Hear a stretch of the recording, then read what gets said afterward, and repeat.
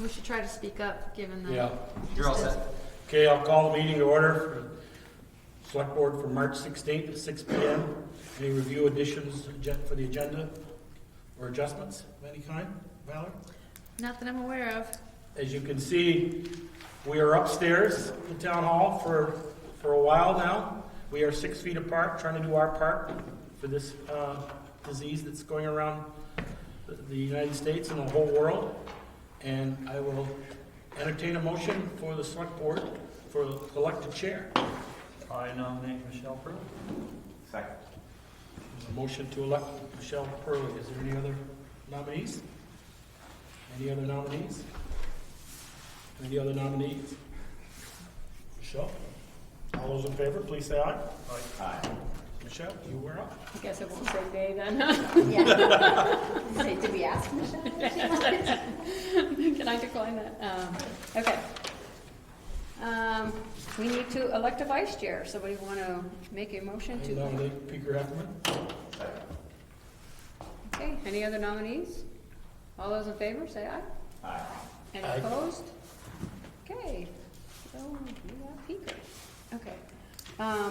We need to discuss the regular meeting schedule. We do every Every other Monday. other Monday.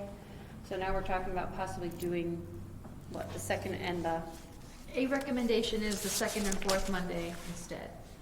how do people feel about that? How does that work with the calendar? It avoids almost every holiday except one. Christmas? It'll hit Memorial Day every now and then. And in those instances, the select board can decide on a case-by-case basis what to do, whether to meet on Tuesday or whether to meet the week ahead or the week after, whichever works better at the time. Could I make a motion that we have it the second and fourth Mondays of the month unless it comes on a holiday, a Monday holiday, and that day is moved to the following night, Tuesday? Sure. That way we're not, it's just moved up one night. Is that, Well, we'll have to play that by ear because there are certain Tuesdays I won't be able to do it, but, we there just are always make some, up- yeah, Mondays or Tuesdays, some of us can't make it. And the select board can always make adjustments in the Right. Sure. schedule as long as it's noticed. Or at least we can look at that. Right. Does it have to be, okay, we're gonna meet the third, or the first and the fourth? That gets a little, I think it's just a general schedule. If we do it that way, the way I read it, we can change it as we see fit. Yes, Tasha? What about if there's 5 Mondays in a month? Then folks get a Monday off. Monday on. Right. I just There goes my pay. I just remember Jen saying I don't know if you can go that long not paying bills. It's That's why I possible asked. for the select board to convene a quick 5-minute meeting with just 3 members to come in and sign warrants for just that purpose only, and if necessary. And we have in the past come in and just signed the warrants anyway. Right. I mean, they don't need a motion, they just Right. need us to sign it. So we have in the past come in and just signed.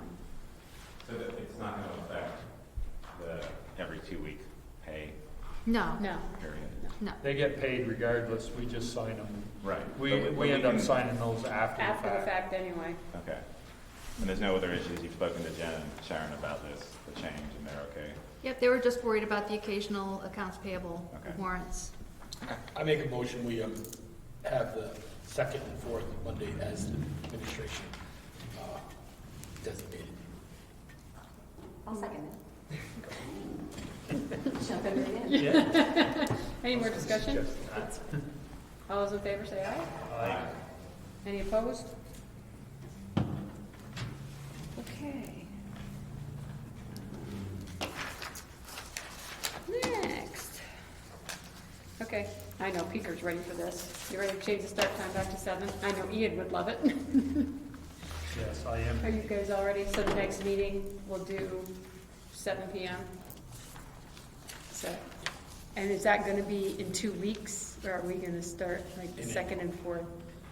Well, that would be the next meeting, so if we meet Would again that on be March 30th, it would be The begin 4th? then. Okay. Yeah. Right. Oh, and our recommendation was that the second and fourth Monday schedule not begin until April, Okay. so that we still plan on the March 30th So- meeting. Okay, so March March 30th would be 30th. 6. Be the last one at 6 o'clock. No, No, I would say 7. do that at 7, March 30th at Oh, we're 7. gonna,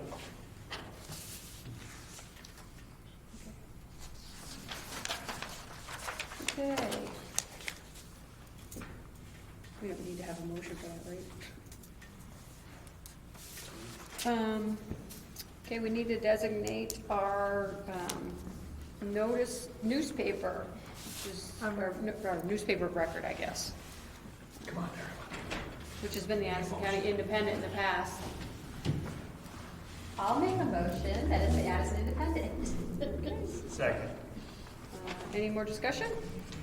All those in favor, say aye. Aye. Any opposed? Okay, and our official posting locations, they've been, currently, they're at the town office, the Lawrence Memorial Library, and Shaw's. But I also know that we also post on Front Porch Forum Yep, and Facebook. and Facebook, and on our website as well. Is that true? Yes. Okay. Make a motion, the 3 currently listed plus Facebook and Front Porch Forum. Because. And the town website. And the town, we all, Yeah. town website. Can we, for the town website, can we do it as a post, like you would do, like if it was a job listing? Because that way, people can follow like an RSS feed and be notified, as opposed to it, you have to go to the website to see that it's been posted. You'll have to, I don't know how to do that. You'll have to Okay. instruct. It would be similar to doing it on Facebook or Front Porch Forum, you just do it as a post. You have that capability on the Facebook, on our webpage, is what you're saying? Correct. Okay. Yeah. Okay, so we'll leave that up to you, Ian, to show how to do that. Not that I want to add more, but I mean, once you get it down, it's just those 3 online locations and the 3 in physical locations. Yeah. Okay. Do we have a second? Second. Okay. Any more discussion? Just, should we, because I understand the library's closing for a while, should we, if we had something, notice had to go out in a couple of weeks, should we pick one more physical location? Well, does it get posted inside or outside? Inside, I believe. No. It gets emailed Just to a them. thought. Can we keep it at the library and just post it outside? That's what I was Is gonna that an say. option? Do they have a spot outside? If somebody wants to go down and do it there, Put it on the door or something. yeah. So question, are you saying, Joel, to add, not to do the library, Shaw's, and the town office, but in addition, do the Front Porch Forum? If we can't get And one on website? the outside of the building, we need to pick another 4th location, determined by the administration. How's that? So Tasha, you're right. What he's saying is our 3 normal posting sites are the official posting sites, but in addition to that, we're gonna do Facebook, Front Porch Forum, and the website. So what's another, so if places are closed, Does Martin's have a board? Martin has a board. They have a board outside their door, but that, Yep. if they close down, that's in Right. between the 2 doors. I mean, I don't know that they'll close, but if they That's no do, that different door's than locked. library or the Shaw's I closing. might just keep it at library and see if we can just do it on the glass doors, because it's sort of a more central location perhaps than Martin's, where people might be walking around and see it. Yeah. Yeah, we'll just have to make sure Yeah, somebody but gets if they're there. not, I think the idea was that people are actually Going in. going to the library, and that's why that was It's supposed to. closed. But pretty soon people aren't going to be going anywhere, so. Right. Well, it's my understanding that the library will still have staff, so they'll still receive the emailed agendas to post, and they can post it. Post it outside? Yeah. Okay, that would be good. Yeah. If somebody's Yeah, so there. you're not going at least as a place where people can find out if they're Yeah. walking by, I guess, but yeah. Okay. If that's where they're used to getting it, let's keep it. That's there. right, that's right. Okay. So all those in favor say aye. Any opposed? Okay. We need to authorize treasurer's office to process the weekly payroll. And then the select board approving warrants every other, well, it'll be every 2nd and 4th Monday now. So moved. Well, so let's amend that then.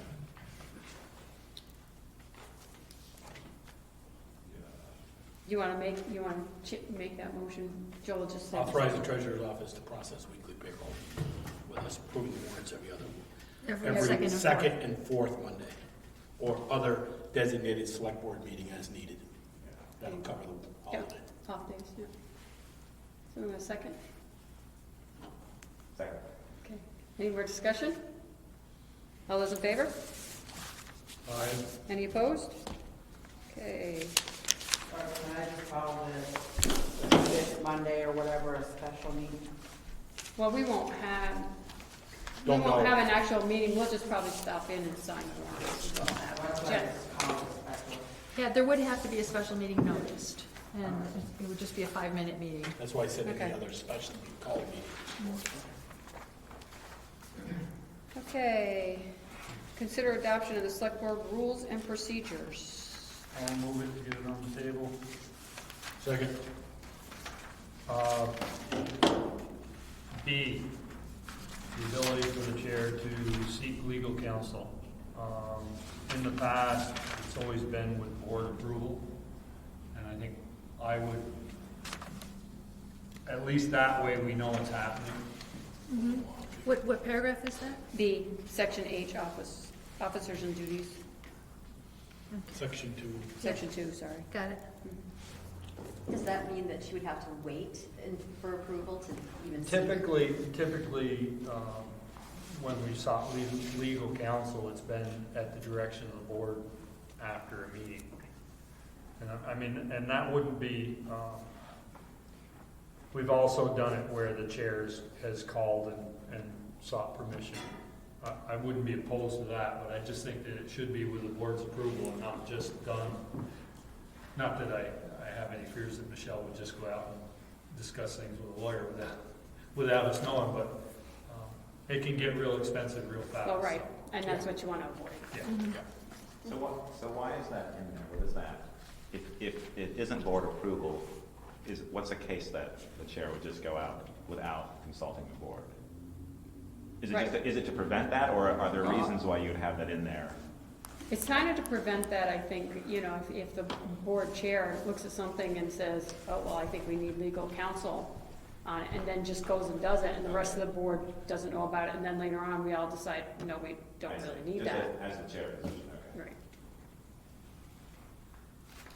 Right. My comment was on section 3I, where you talk about the agenda. I think you need to put in there before noon on Wednesday prior to the meeting. That stuff gets to you, otherwise it doesn't get on the agenda. Section 3I? Yeah, I think it's I. Yeah, it's With the allocation for each item or group of items to be considered. Those who wish to be added to the agenda shall contact the town administrator to arrange for a convenient time. This one right here. Yeah, okay. Okay, so it's the Wednesday, The Wednesday prior to the meeting. Isn't that what we decided? They had to be in Yeah. noon on Wednesday? We'd sort of done that unofficially. Yeah. Right. Do you want to, is it by end of day Wednesday, by it noon? has been end of day. Is it Okay. end of day? Yeah. Okay. Well, Does that's, that, and does that work for you? I mean, has that given you enough time in terms of prep for? The problem is that she sometimes let them come in after that. Well, Yeah. it depends on the situation. They've also gotten not allowed Right. many times. But then things like COVID-19 pop up and kind of derail all the best laid plans. Yeah. Well, there's certainly going to be exceptions to the rule, Right. but for the most part. Generally, that has worked in terms of. Yeah, we Yeah, don't want yeah, somebody it's coming in definitely ranting better. and raving on a Friday that they want to be Yeah. on Monday's agenda. Yeah. Can we go back to Pinker's Yeah. B? How about the chair shall have the discretion to seek legal advice on matters relevant to the board after a majority vote by the board, Well, that would be with board approval. with board approval. Did that, I didn't know where we left that. It That's could why. also be consensus. Or consensus of the board. So I Okay. think What are we Peakers, gonna put in there? with board approval, it's open, it's flexible that way. Board approval, okay.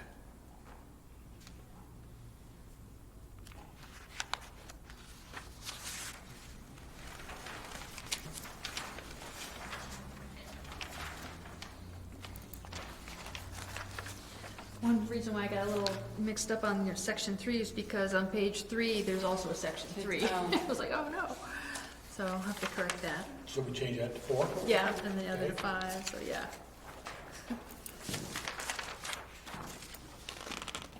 Anybody else have anything else they want to add, or? I have a question. So, given our current pandemic, what constitutes a public meeting if none of us are able to attend? There's no meeting. And then what about, Well, there has to be, Well, you Right, so can, what's- it can be remote, Right. phone in, it can. It can be. Or video conferencing, as long as all members can be heard. And there's And one can person hear. present in the public. Yeah, there has to be a physical location, and a member of the board has to be at that location. so how, and the public is still able to attend the meeting then? Correct. Or view it? Okay. And Joel had Which means an you have- earlier idea about phone call, like if when we're on live stream, Yeah. and if we have a phone number where people can call, and if we have a phone that's available, that can perhaps be a speaker phone, that can be heard, that, might be an option. Okay.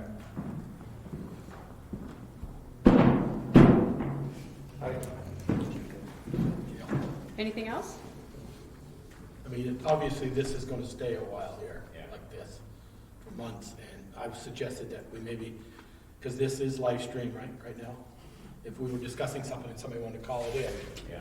and get, they can't text it in by the Secretary of State's office, they have to call in and say they don't agree with that, or they do, we hope you do pass that, or something of that nature.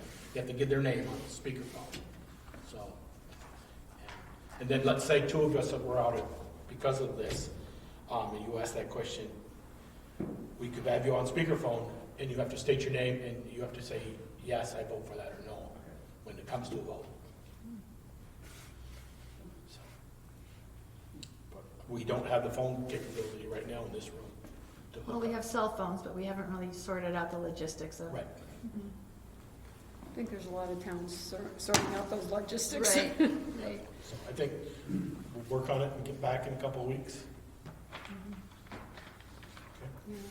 I mean, our phone downstairs, we can conference in on that, right? We can, but I don't know if there's a hookup up Up here. here, okay. All right. Need a long cord. I think a long enough cord, we can use the office and bring the phone up. There you go. Put it right here next time. Does anybody have anything else on this? What would we like to do with this?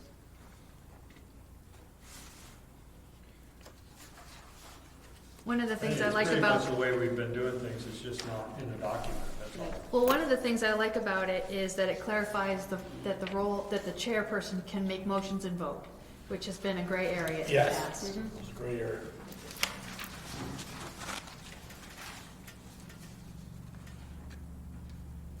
So do you want to say 7 PM between March and November, or April and November? Well, it will be March, because it'll be the end of March at this point, right? That's on 3B. Or to coincide with daylight savings time. Okay. Is that the reason why it changes from time to time? Yeah, it's because somebody here works late when it's daylight out. And month of May and June, when I'm umpiring the ball game. Well, you probably won't be doing CBU. that this year. May probably won't be doing that this year. I couldn't get here by 6. But the winter months, it's I nice to hate get daylight home. savings time. But in just the winter, for record. the winter months, What was it's nice that? to get home. I hate daylight savings time. Oh. I don't approve of it. I don't think we have a say in that. Yeah, we don't have that authority? No. Got it. So somebody want to make a motion to approve with the changes? Well, I think there's a motion already Yeah. and seconded on the floor. All right. All those in favor say aye. As amended? As amended. Any opposed? So Great, passed. thank you. And that would also include the suggested adjustment on that section 5, that the rules be reviewed at the annual meeting and only adopted if there's an amendment. Because the language says, currently as drafted, that it be reviewed and annually readopted. And I'm suggesting that it doesn't need to be readopted if there haven't been any changes, but it should be reviewed. Okay. Oops. Review the conflict of interest policy.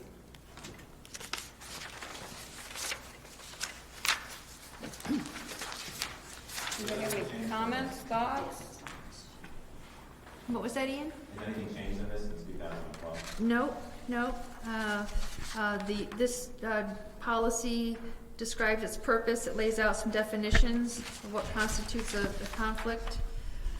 Section 5 describes the disclosure process. If a member believes he or she has a conflict, or if a member of the public perceives that the member has a conflict. Section 6 describes the process for recusal for a member to not be involved in a discussion. Section 7 describes exceptions, and Section 8 describes enforcement. Okay, so I have a question on This- section this- 8. We did this because it's a small town and a lot of private businesses, and you end up intertwangling, and we wanted to make sure we had something on paper that was clear about Okay, so what was supposed to happen. I have a question on enforcement. It says, conflict of interest policies outlined above are alleged to have not been followed by an appointed public officer or employee. The public body which appointed the public officer may review the matter and take action to discipline an offending officer, which is fine if it's a committee member that the select board has appointed. But what about a select board member? I mean, because we aren't appointed, we're voted by the voters, so who Right. takes that disciplinary action? I believe the chair has. The chair, that's why when we got to that here 5 minutes ago about hiring legal counsel or something. Well, what if it's the chair we have an issue with? Well, that's what I'm trying to figure Right, out. I mean, yeah. we don't get appointed, we're voted in, so who gets to take the disciplinary action against a select board member if there happens to be some action to do? Is it the rest I of the think select anyone on the board? board could, or should. You know, if I overstep my bounds, you know, and got a great, big, huge cash settlement for something that I voted yes for and it benefited me, then I think any four of you should bring it to attention to the next meeting and let it play out, so to speak. Whether that's, I mean, we saw something here, you probably read the Addison a few months ago about, they had something about New Haven, they had an issue with a select board member and they had to step in and things, so. I think anyone on the board should be able to, it'd have to go in executive session, I believe. Maybe I'm wrong there. I think we should get some legal counsel on it sometime, or at least could ask the Secretary of State's office how to handle it. But I think any one of us should be able to, if we feel justified, well, I've got to say something. And the concept of disclosure, and as Peker mentioned, this is a small town and people wear different hats and different times and a lot of overlap with other things, and a perceived conflict isn't necessarily an actual conflict, but if the issue is disclosed and there's consensus, there's agreement that the person is not benefiting, or it can be objective in whatever it is before the select board, and if there's agreement to that, then that disclosure allows the proceeding to go forward, basically. It maintains confidence among the public that, okay, something's been disclosed, but everybody agrees that it's either not substantive or the person can still be involved in the proceeding objectively and without personal benefit.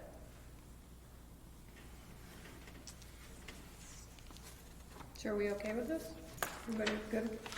It's worked so far. I know of a couple of times that, you know, like when I bid on the old fire station, where, you know, it was perceived as a conflict of interest and the board said it wasn't because it was a sealed bid, so. The only thing is I wasn't involved in the decision. I sat out in the audience. I think it works. I think it's our job to police it. And if we feel there's something, you know, like Joel says, if we feel there's something awry, we need to say so at a meeting, not wait. Right. I think it needs to be dealt with when it happens, not, you know.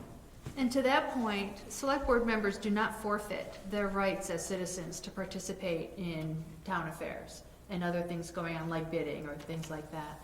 And the same thing is true, for example, in zoning changes. If a select board member lives in a zoning district that's going to benefit or be affected by a zoning change, that member doesn't necessarily have to recuse themselves because they are not singly affected. They're among a larger group of people that have the same level of interest. So it's not a singular benefit to that select board member if they vote in favor or against something like that, because they're not isolated that way. They don't have to, you don't have to forfeit your interest as a citizen because you happen to live in a zoning district that might be a topic. Okay. Anybody else have any other questions or comments? Okay. Designate select board liaisons to town departments. We didn't have a list here. Yeah, it's in the it's on TA town report is a report. list on page 3. Okay, we have to get Darla in here because her name is not anywhere. I know. Peter Coffey used to be the liaison to recreation, and this is also an opportunity to decide if the prior assignments or allocations still work, or if you want to shake things up a little. Well, I would still like to do water and sewer and the land, well, so-called listers? landfill. No, we don't have I can do landfill, listers we have if you you'd like. listers. But We have me and my you, brother being the only lister right now, I would rather not. That's fair. I don't want to have a conflict at the family level. You think that's gonna happen? No. I'm fine with fire and police. okay. And I would love to be appointed to be the liaison to the rec department. You would or would not? I would. I thought you said would not, I was like, really? I would love it. I have a You little- want that in the listers? Not really. How about the town office? It's not like it's a. I mean, I'll Town take office. I'll take the listers, But I'll that do the makes town sense. office if you do. and then we'll put Darla in the town offices Yeah. as You the okay? Yeah, I'm liaison. fine with that. Darla, I want to ask, and I don't mean this disrespectful whatsoever, and that's why you see that Peter and I and Peter were never on the fire department liaison, Mhm. because we're members of the department. And that's why we had Ted do it, we didn't want to do it. Is, can you, because you had that job in there For a while. for quite some time. Yeah. Can you be objective? Yes, I believe I can. Okay, I thought you could, I know you could, I just It's didn't a want to fair put you. question. You know, maybe Michelle would swap with you and she'd take the rec and you take the town or something. I'll offer that if it's perceived that there's an issue, that I'm not being objective, that we discuss it as a board, and I could always be moved to another position. We don't put you in a tight spot. Your job there is just to bring the concerns of that department to us. Right, It's yes. not like Right. you're making decisions for them, so I don't see why there should be any conflict at all there. And Michelle, are you still interested in planning and zoning? Yeah, I'm fine with that. There's also the revolving loan fund Oh, that Ted was on, and I had kind of stepped in for him, so. Oh, okay. You can put me on that, or keep me on that. okay. That's under town officers' appointments, but that's fine. Okay. I just knew it was out there, so. Yeah. Okay. Are there any other departments in terms of, you have planning and zoning, but I guess that's not town commissions or committees, correct? Right, Because it's just there's the Energy the Committee and department. Conservation Commission, but do we have a liaison to the Planning Commission? Is that covered under planning and zoning? I or would is that think just it covers that. I think it's an umbrella Okay. to that.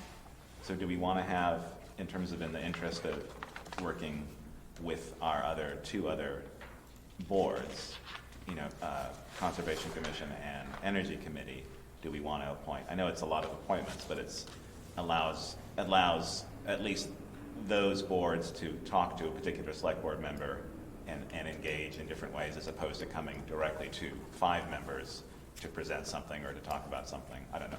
Like a sounding board.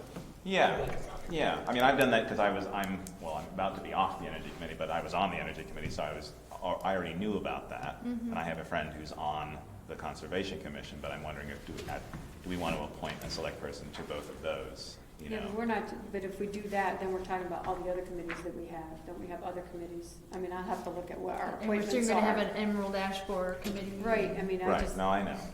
I just worry about getting too many appointments. And can I ask what the expectation is of how often you meet with your committee? Or with your assignment? It's typically, with mine, it's a call, a concern that they want to come before the board. Or something that needs to come to the board that, So it's not 3 they times a want, year? they 4 want times a help year? presenting Okay. or No, how and to I- proceed. I can tell you, I have never been called by anybody on the planning and zoning or PC. So usually most of them are comfortable enough just coming to the board. Or sometimes the select board member might just visit or make an appointment and check in. How are things going? Anything you want to share with me that just touch base for communication? And just because you're not the liaison doesn't stop you from going and asking questions. Yeah. Okay, thank See, you. the water department, our company that we hire, VTOMs, they call me occasionally, they always send me texts on what the report was for the month, and this one goes to Valerie also. They send me, because I'm the liaison, and, the night we lost water at 8:30 at night in Rockdale, I called them, and then we met up there and left there till 11 o'clock, so, yeah. That's why he's on water and sewer and we aren't. Yeah. I mean, if it's minimal involvement, I might like to, I know we have a lot of committees, and they also change too. The Emerald Ash will have a new one that's starting, but I feel, for energy and for conservation that have been, established committees for over a decade or longer, it might be nice to have someone appointed to that. And I'm fine, since I know people on both of those committees, to put my name in as a person they can reach out to if they need to. Sure. Yeah, let's wait until we get to the appointments and then we Okay. can see what committees there are and then Okay. decide who needs what. Okay. Okay. One that we don't have one, and is it a town department or not, is the library. We don't have a liaison for the library. What was that? Town, The the library. library. Oh. Library. They get a good chunk of change from us. If Well, there's an elected board for that. Right. Right, and they do a wonderful job, and we just, Yeah, we have no say in that. They ask for their appropriation, if it's approved, we're hands off with the library. Right, but it's still, I think it's beneficial to know that a select person is connected in some way to your department or committee or commission. I think it's a nice thing to have, because it doesn't feel like that you're coming to a 5-person board to present something, or if you have a question, that you can reach out to a particular person. And if you can match someone who is, has been involved in those, I think that's a positive thing. as I was reading my packet this weekend, and I was actually flipping through 7 days, and I seen a big ad for the town librarian. Right. In 7 days. Should we have a non-voting person to go up and sit in on the interviews? Just the food for They're- thought. Can I just ask for clarification? They're not considered a department, and they're not considered a committee. They're an elected board. They're an elected board, so we don't, like as Speaker said, we don't have any yay or nay over what happens other than the appropriation, and that's voted on. Right, that's not our yay or nay. So that's right, the town's right, yay that's or the nay, town's right. yay or nay. Okay, no, I'm just trying to, But Nancy's done a wonderful job, and I hate to see her go. But if she had a question for the building is the town's building, Right. not the library board so much. We take care of the maintenance of the building. You want to add that into that next section, looking through the department? Yeah, it's not really a department, but Want that's. to put us on any more committees, but I thought about this weekend. I'll put my name in for that too, because I know members of the board. I don't read books, so it's probably not a good place for me. I just think more of the building. You don't have to We read the book. want a vision of what they think. If they come to us next year and say, we need $250,000 to do this project, Yeah. the building is beginning to crumble, and we go, boy, I wish we did. Exactly. I think it's good. I think That's it's what good. I'm thinking, more that, not how to run the lab, I don't want to get involved in doing that. It's just a point person. And if it's minimal, They they get just somebody- know that they can talk to Right. one of us, outside of coming to a meeting. Last time I've been up to that building with Bill, we looked at that wall over the steps going down the side. That was, how many years ago was Bill? 4 or 5, so. So for the record, it sounds like Ian has volunteered himself to be a liaison to the commissions and boards. Yeah, you can put my name for it. Second. Oh, just the 3 that have worked. Emerald Ash, Emerald No, Ash. I did not say that. Gotta strike while the iron's hot. Are we good for that? Sounds like consensus. All right, Yes. thank you, Liam, for volunteering. Okay, public forum. Does anybody have anything they would like to share, brief comments that is not on the agenda? Okay, Can I ask, Sure, Can I just welcome our new select board I member? was gonna do that. Thank you. I wasn't sure where that was on the list of things. I didn't want that to get lost. No. So yes, I was gonna welcome Darla, welcome to our board, Thank to you. the new format for now. Yeah, just let's start off with a pandemic, right? That's right. Let's start things off. No. At least you got to be Small. present and not on the phone. Okay. Thank you. Consent agenda, we have 5 things on here. The Grand Fondo request to use Route 116-17 through Bristol for Saturday, June 27th. And this is something they do every year and usually come for approval. They start at Airport Drive and then they have different lengths they go.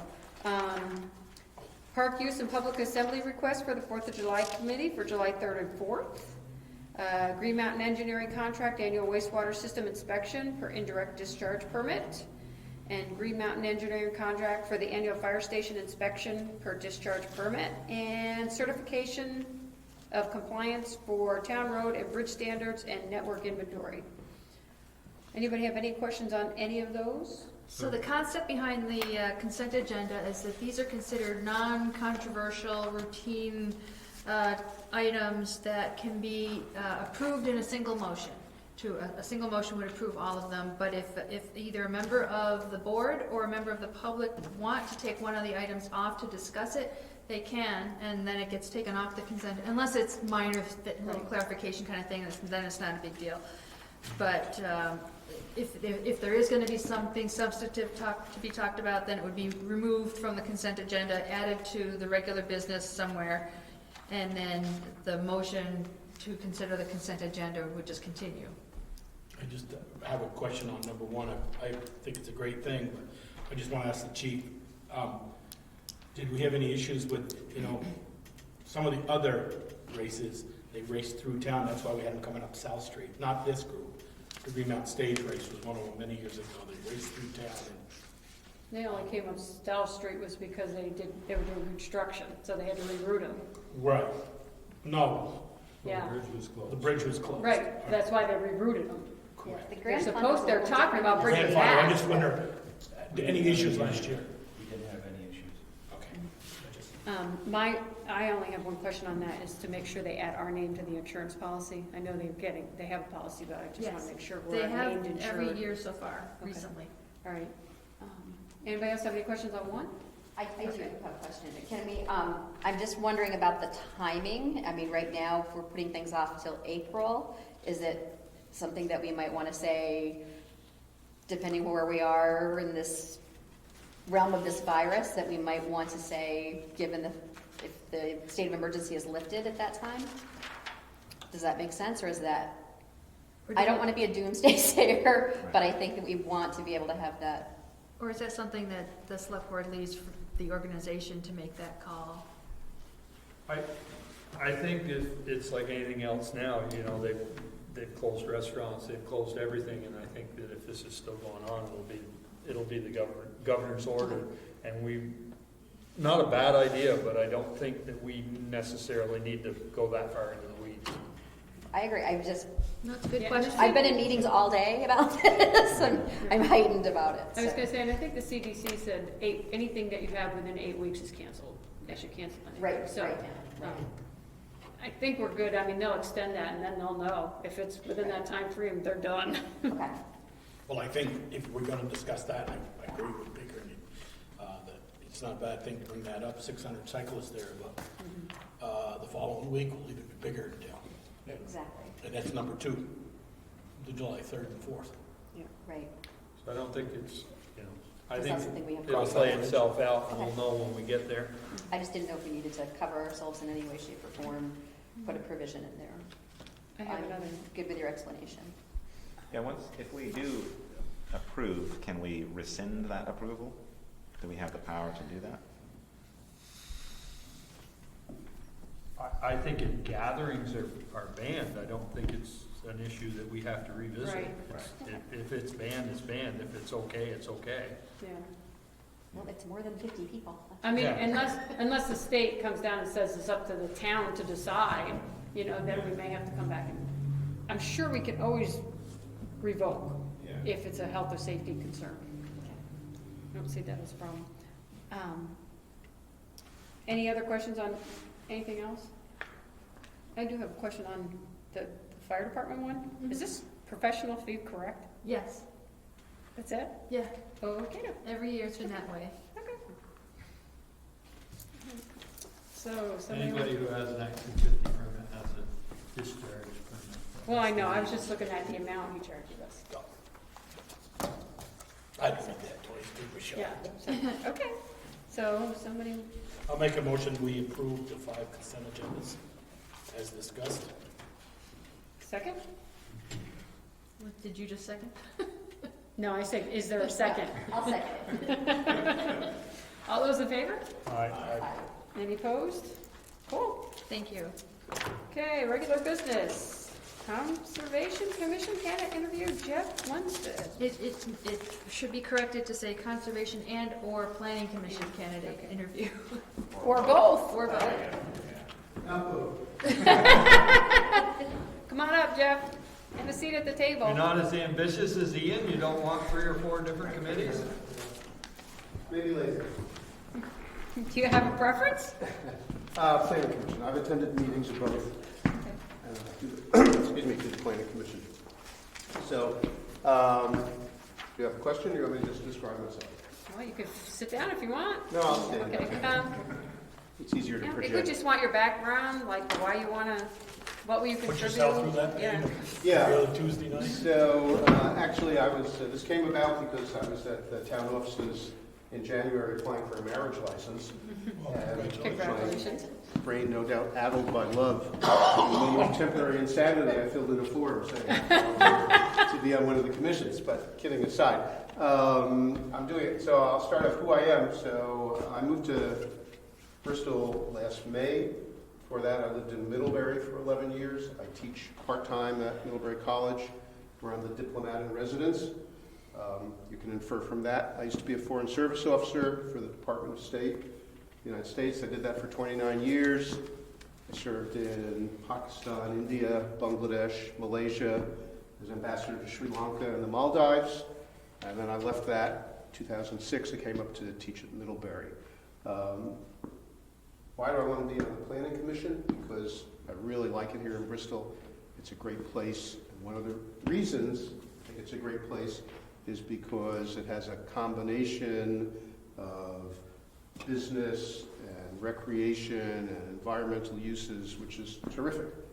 And planning is our built environment, so important.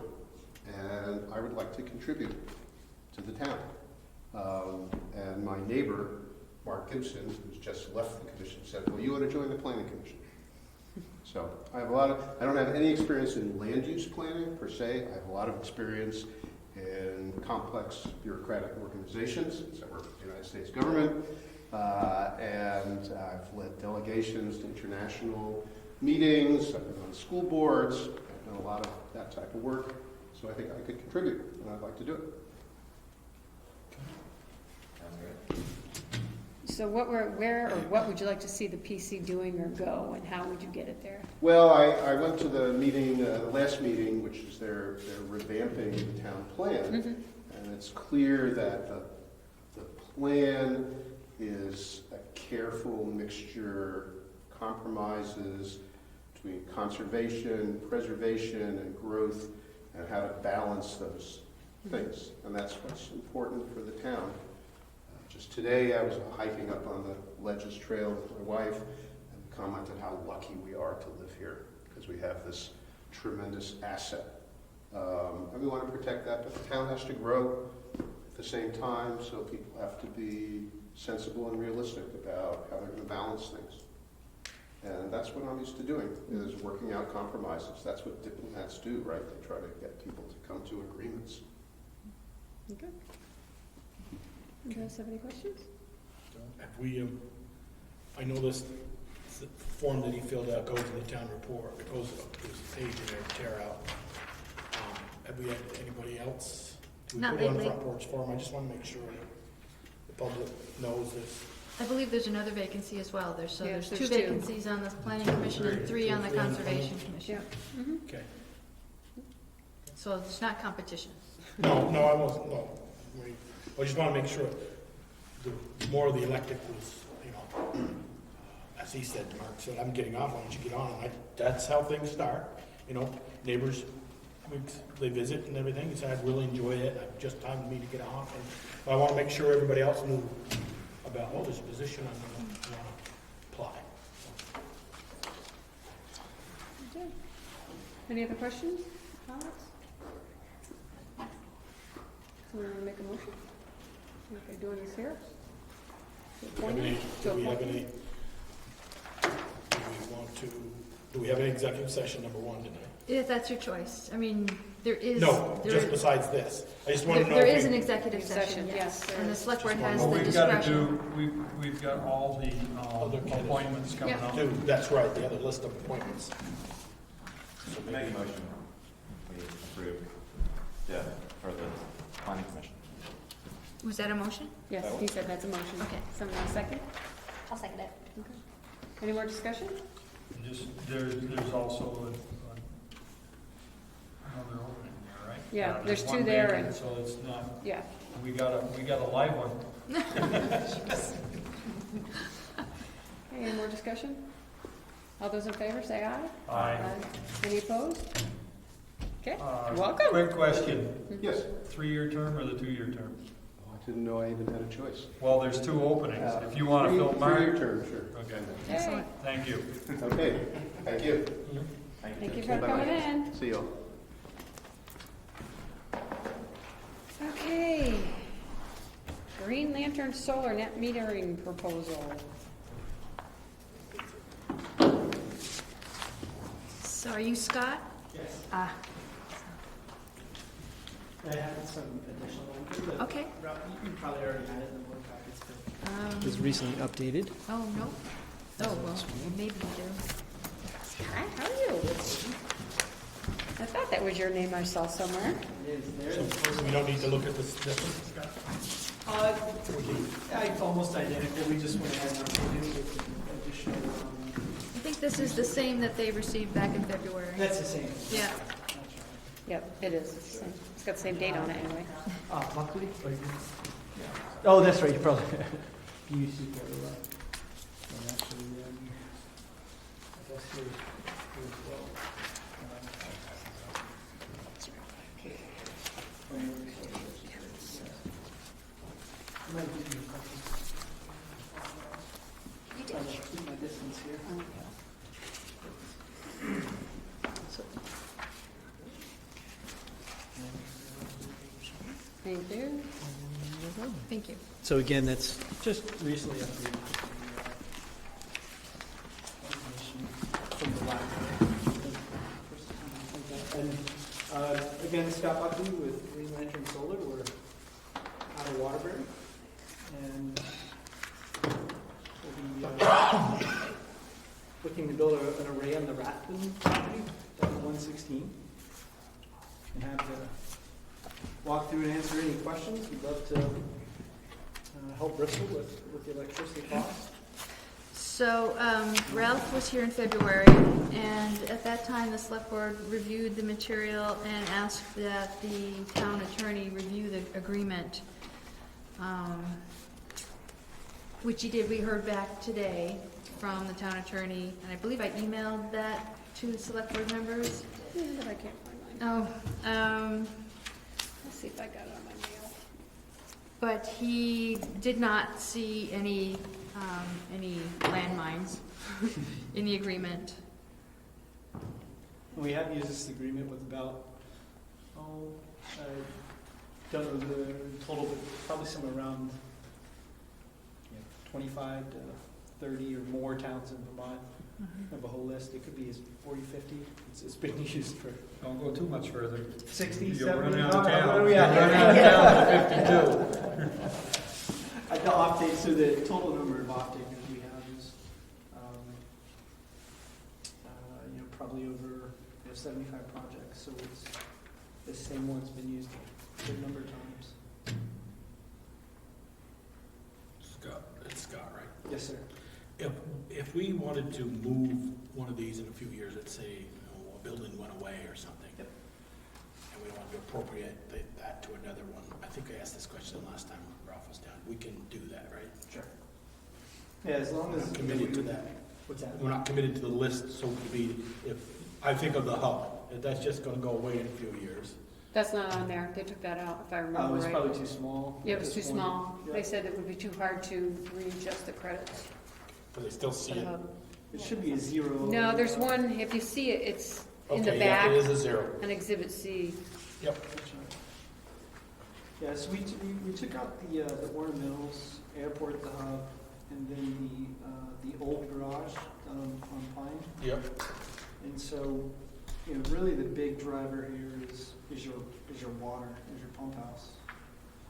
Looks like that's the big use of electricity. And certainly we make plans if the town were to, as an example, convert all these lights to LEDs or install new wastewater pumps that are more efficient. We, going in, you can see down at the bottom, the net metering allocation on the Excel spreadsheet here is 90% of the allocable bill. So we're only gonna apply 90% of your total ability or bypassable charges to this array. It gives everybody some comfort that if you use, you know, less electricity in the future, that you're not gonna strain credits, or we're not gonna try to send more away than you need. One of the things we talked about when Rob was here last was the, maybe potential to add the library. And I sent him some details on that. He said he had some questions, but I never saw those. I was curious if you know about that or looked at that. Sure, yeah, thanks for bringing up. So Lawrence Library, we were able to add Okay. on the most See it recent then. iteration. Okay, great. And so that was the update from the previous one. And it's, you know, it's around a little over 2,000 a year, something like this, in bypassable charges. Okay. So we were able to add that in. Okay. Yeah, there are high use, I think, just because of the heating systems that they have there, and air conditioning in the summer. Okay, sure. To that question, do we pay that bill, Valor? Library? Which bill? Electrical bill? I do not Or is believe that- so. They paid it, though. Here, go back to that. But it's We don't not- really say much. you But know. we're not gonna, it won't be it's not a credit on them. Their bill will remain exactly the same. Essentially what we're doing is you were using up the additional energy that the array produces, but the actual dollar amount is only 4,000, and we can apply that to anything that's town-related in terms of meters, which doesn't even cover like one of our meters for some of the things, for a yearly cost. Right, the library is a, you know, approximately equivalent, we'll say, to the old, let's see here, is it the old garage? Yep. So, it's not a ton of use. Yeah, so essentially if you add the library in, their bill doesn't change, it stays the same because we're applying it, the 4,000 to the town's meters, but they're able to say that they get their electricity from a solar array, correct? So the credits would go on to, you know, to that library account, the savings. It doesn't detract anything at all from the town. The town has nowhere near enough usage to max out the array. Well, I shouldn't say nowhere near, but Right. we could add more meters on, and the town still wouldn't be sort of maxing it out, so it's not a mutual exclusivity. But for the libraries, they're still paying the same amount of money, correct? Well, they would save, just like the town would save. They'd save the 2143 roughly, Right. Well, they would save 10%. which is, yeah. So they would save yearly each year. Yep, just like all the All right, towns. so it would doesn't, save. it's two separate things because of the way that they're set up. Okay. Yeah, okay. So are we clear that they're getting the benefit, not the town, right? Right, that's what, We're already getting the benefit. We can't get any more. Right. No, if you, in fact, we still have space available on the array. Sort of like Right. you know, an apartment building. We have a few apartments open, and we do have people in line. We've been, I think it was you or Ms. Burrell. Sally. I was emailing that we've been sort of holding them at bay to you know, make sure we put Bristol first in line because it's in your town. But we have maybe 57,000 more credits available. So if there are other town institutions in Bristol, we'd love to put them first. that are, you know, able to be a part of the array. Right. Are our schools? Yeah. That's what I was just thinking. Is that Mount Abe? Yeah. But that's not part of the town, that's the Well, school it's, district. it's the district, it's still Addison County, if I'm hearing you right. Right. Yes. But I know that, I believe, no, I think that's they're getting theirs from somewhere else. I think they've already signed a contract. up on, but what about, Livingston's. yeah, what about Mountain Street? That I don't know. I thought we talked to Ralph about this the last time when he was here, about the schools, and he said they were already under contract with someone else or somewhere That else. sounds familiar. I don't know if he said that or if we talked about that. No, I thought he said that. Yeah, you said something about that. For both? Okay. Yeah. I don't remember about the elementary school, but I know for sure the high I just remember it school. was a no, but I can't remember why. I'm saying it was not. Yeah, I don't recall if it's Addison, northeast, northwest, southeast. You know, Yeah. But even if we agree to this contract now, in terms of saying the town is committing to this, we can still offer suggestions to you, similar to offering the library or offering other institutions, and it would be separate than what our agreement is, It correct? would be wholly separate from your agreement, Right. and it would not take any away from you. The array is bigger than, Right. the array is not bigger. It produces more electricity than the town Right. demands. You know, and there are other towns we partner with, like Montpelier, that, you know, one array is maybe powers like 2 of their accounts. Right. It's Right. not much. I guess I still got, we give them a pot of money, and part of that pot, are they going to come back with a budget next year of $2,100 less? Number one. That's a question I have, because we've saved them $2,100 by our credit. It's not. No, they're only gonna save We're 10% of separate. that. It's Well, not- it's $2,100 you're not- telling me. the- 10%. 10% of that. So what? So was their electrical bill $210. 21,000 No, No, their 20. electrical bill was $2,143. That's for what the entire year? That's Right. it. So they will save, what, $210? That's correct. So I don't know where we're coming up with the 10%, don't mean to, Oh, sure. because I'm looking at the water district budget. Yep. And it was, actual last year was 31,385. Absolutely. So 31, And we're down here at 29,900. absolutely. So that's almost 100%. So the 31,385, that's what you guys spent on electricity last year? Yeah. Makes total sense. So of that, the state of Vermont says the net metering rules 5.100 say the bypassable charges.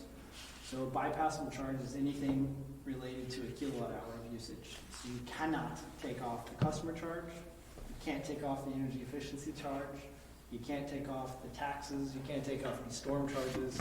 Anything that would be on the account, like you participated in net metering or not, that stays on the table. Can't bypass it. So 31,000 minus 29,900, and what is that, a couple? you know, $1,900, something. $2,000. So there's $2,000 worth of those. Other charges. That's right. The emerald borax charges on your light bill now. Sure. Exactly. Storm charge, so. Storm charge. All of those you cannot offset with net metering credits. It's a state regulation. But So what's left is that 29,000. So we put a lot into our eggs in that basket, 90%, 95%, and only put 10% in the library. Is that where I'm hearing? Oh, gotcha. No, That's where I'm confused. Got it. So all of your accounts, the 5,000, the 7,300, the 29,000, the 1,900, all those accounts, that's your total Right, 46. dollar amount. So you know, what is that? 46,389. $4,000. Right, 46 with the library included. Right. Absolutely. So take off, call it 2,000. You're at $44,000 a year in bypassable charges, and I'm taking off 2,000 for the library. So of that, of the town, let's forget the library exists. You guys would be saving, you know, almost $4,500 a year. That's a 10%. You have a 10% savings. You get a 10% coupon for going to Costco. If it's, you know, that's basically what we're doing. That is another way to think about it. Yeah. So 10% off your electric bill for the whole year. Yeah. So Scott, I have a couple questions, and some of this is because I don't always understand all this stuff. Sure. The credits that we're getting, whatever credits were allotted, Mm-hmm. do they stay the same? Meaning, will they ever be adjusted up or down just without us doing anything? Like supply and demand type of question. Do they stay? Are we, will we ever lose any? Or will we ever gain any? Sure, absolutely, good question. So the array, each of these arrays, it's it's maybe about 600 panels or so. It's tucked away, you won't be able to see it. It's already got It's a great location. Yes, yeah, thank you. great Yeah, we location. did, the Rathbones really helped us out picking that out. It does have the certificate of public good, so the arrays, we'll just round numbers, maybe 225,000 kilowatt hours a year. Or, because I'm bad at math, we'll say 250,000 kilowatt hours a year. So 250,000 each year. Every year that goes down, call it 0.5%. So panels degrade, the wires, they start to get old. They last for maybe 35 years total. The arrays themselves do. So 250,000 drops next year. But that said, what you're getting is a percent production of the array. So you'll be getting, I don't know the exact percent, but 226,000 kilowatt hours. And so if this thing produces 250, you'll probably be at, what is that, 80-90% of the array is what the town will be receiving. So that'll drop, 20 years from now, you may notice it's dropped a little bit. It'll be on a percentage basis. The value of the credits themselves could go up each year. It's based on the blended rate, the electricity rate. The Department of Public Service just said raise it another cent. So the credit value itself, as applied in our bill, if the Department of Public Service recommendation goes through, will go up a cent per kilowatt. So that does fluctuate, yes. Yeah, absolutely, without any sort of machinations behind the lines. And there are values. If you see here down in the lower left-hand corner, the solar adjuster, plus 1 cent, plus 2 cents, those actually come off in the 11th year. So those credits will Stop. The 3 cents will come off. But again, you're getting 10% discount on that, so that's, what is that, 0.003 cent difference. And we're talking a really small amount change at your electrical usage. Okay. So you did say something about a certificate of public good, but I know that in your certificate of public good, there's no decommissioning requirement because of the size. So what happens after 35 years? Yeah, good question. So, I think, I suppose, I think you're exactly right, Michelle. Probably it's not, because it's a 150 kW array. Right. Generally, the 500s do. Not sure, I don't have the full lease between the Rathbones and the project company. But generally, what we've worked with 75 other landowners, or maybe 74, we have run the projections and the value of steel, the value of the array components. There's many tons of aluminum sitting out there in the field that's going to be sitting there for 30-some years. So the value of the balance of system plants, all that is going to have a recoverable value in the future to come off the land. So that's our projection. Is that So who takes that down? What's that? Who takes those down, you or them? So I would have to look at the lease, but I can pull the lease up, but or I can write it down and certainly ask. But my sense is what we've agreed with other landowners is that there are folks, and we're already seeing it in the market now, companies that want to come out and take the arrays. Yeah, I mean, if you think about the aluminum, we aren't getting any more aluminum, natural aluminum. It's all starting to be recycled. So multiple tons of it sitting there in the ground, and it's just driven into the ground. So it's very easy to sort of pull back out. Tell me, what was the old garage pulled off because the old garage was pulled off, the new one was put in? Let's see here. No, the new one was always in there. The new one is off. It looks like the new one is off, and the old one. Is that because it not enough electricity? I'm sensing, yeah. I think that we have about your smallest account at 1953. That's about as small as we would like to go for yours. sanity in ours, it's, it doesn't make much sense. I'm guessing that the Pine Street new garage is a small account. Maybe it's not. They don't do any, they do a lot of work in the old garage. There we go. Yep. They're in there working more than the old one. Okay. The new one's more for their meeting space Oh, okay. and Makes sense. storage of the trucks and stuff. There we go. So lights and maybe a little, I think little that's heat or something. LED on that side and maybe both, I don't understand. That would make sense. So it's not using very much electricity. That totally, so we wouldn't have put it on there then, because it's a little small. Is there anything in the agreement regarding if the landowners change their mind, they can't influence our agreement, given the length of the agreement? What are you thinking there? In terms of, let's say the landowners decide not to have the array there anymore after 10 years, like, is that an option, and then we're taken off of that? Like, are there clauses? No. Okay. It's not They're entering into the agreement to have it there, and you're obviously leasing the land from them. That's So it's the same amount of time as what this agreement would be for the town to be the off-taker. That's correct. Okay. Yeah, each are for a minimum, an initial 20-year term. Okay. And there's obviously an option to extend, Right. in Mhm. 5-year chunks down the road if you want to keep saving your electricity. More than happy to do that. But no, unless there was a default condition, the array stopped paying its bills or something like this, only in that case would there be a reasonable anticipation that the landowner could seek remedies and damages, remedies at equity and law for us to remove the array or something like this.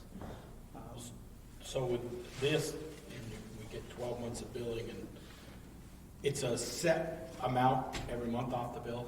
It doesn't fluctuate with, the middle of August.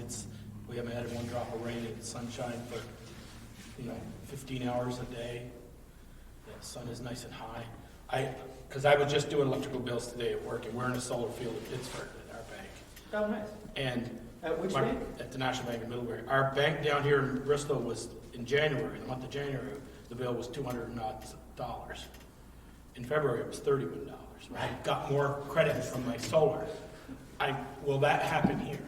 Will we get more on the sunny days, and we take the good and the bad, so to speak? So, yes, so we used to do. Or it's just 10%, you're gonna get 10% of savings, and that's it. That's right. So if we used to do what's called budget-based billing, so we'd bill the town $100 a month every single month, or whatever 4,000 divided by 12 is, and we would anticipate that would be the consistent monthly billing as a budget basis. But at the end, as we found out with all of our off-takers, we have to sit together and go through all the bills and figure out, did you pay us enough? Did we pay you enough? And balance it all out. We do it quarterly. And so what we do now, we have the in-house, and all of our people are based in Vermont, so Anna and Lester are in Brattleboro, and they bill based on actuals. So if the array actually produces $200 worth of electricity one month, you'll see that on your bills. Okay. And if it actually produces $500 the next month, you get your percentage based off of that the next month. So it does a nice follow to the actual production, because otherwise you're sitting there 12 months later and going, oh man, we got to go through the bills and we got to do a true up and we have to balance all this, and we're getting away from that because it's better for everybody to do it on a monthly basis. Thank you. Absolutely. Anybody else? Any other questions for I Scott? guess one last question. Sure. Again, it's like trying to do the understanding. So when we sign up, I guess it's the payment. I understand that the town is paying Green Lantern Solar, and we're paying you 90% of what the array produces. 90% of your value. Okay. And so that's why our savings is just the 4,000. That's our 10%. That's correct. Okay.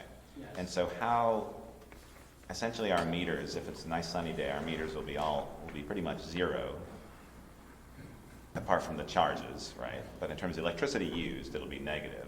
But so does Green Mountain Power is paying us, correct? Or we're not paying those bills and instead we're just paying you, correct? So if there were a case in the summertime where you had, and this is why we only do it to 90%, so you'll always have, A bill. right. You'll always, there isn't a way to offset 100% of the allocable net meter, the usage through net metering, because we're putting in that buffer for both of us. And so you'll always, and to be very clear, your electricity will always come from Green Mountain Power. Right. Whether that array's there or not, it has nothing to do that, if the array burns to the ground, that doesn't change a thing for you guys. All the net metering credits are a coupon, basically, that Green Mountain Power puts on your bill. And so nothing in the delivery, distribution, what you've seen, you still get the same invoices, except now they have a little solar panel on there saying how much you saved. So all of that still comes from Green Mountain Power. And our job as asset management is to make sure what you are using and what you're paying are aligned, and you're not going over and we're extracting credits. Right. So that's the... Right, but those bills, let's say it's the 4 or 5 bills that we pay every 2 weeks or every month, let's say, to Green Mountain Power, those are going drastically down. And instead of paying those high bills, we're paying, that money is going to Green Lantern Power. That is correct. The Green Mountain Power bills, you'll see a very significant drop, and to the tune of, almost $5,000 a year. Right. That's right. And instead, it would be to Green Lantern, but only at 90%. So that's the 10% that you get to save there. Yeah, that's a good way to. Just one more question.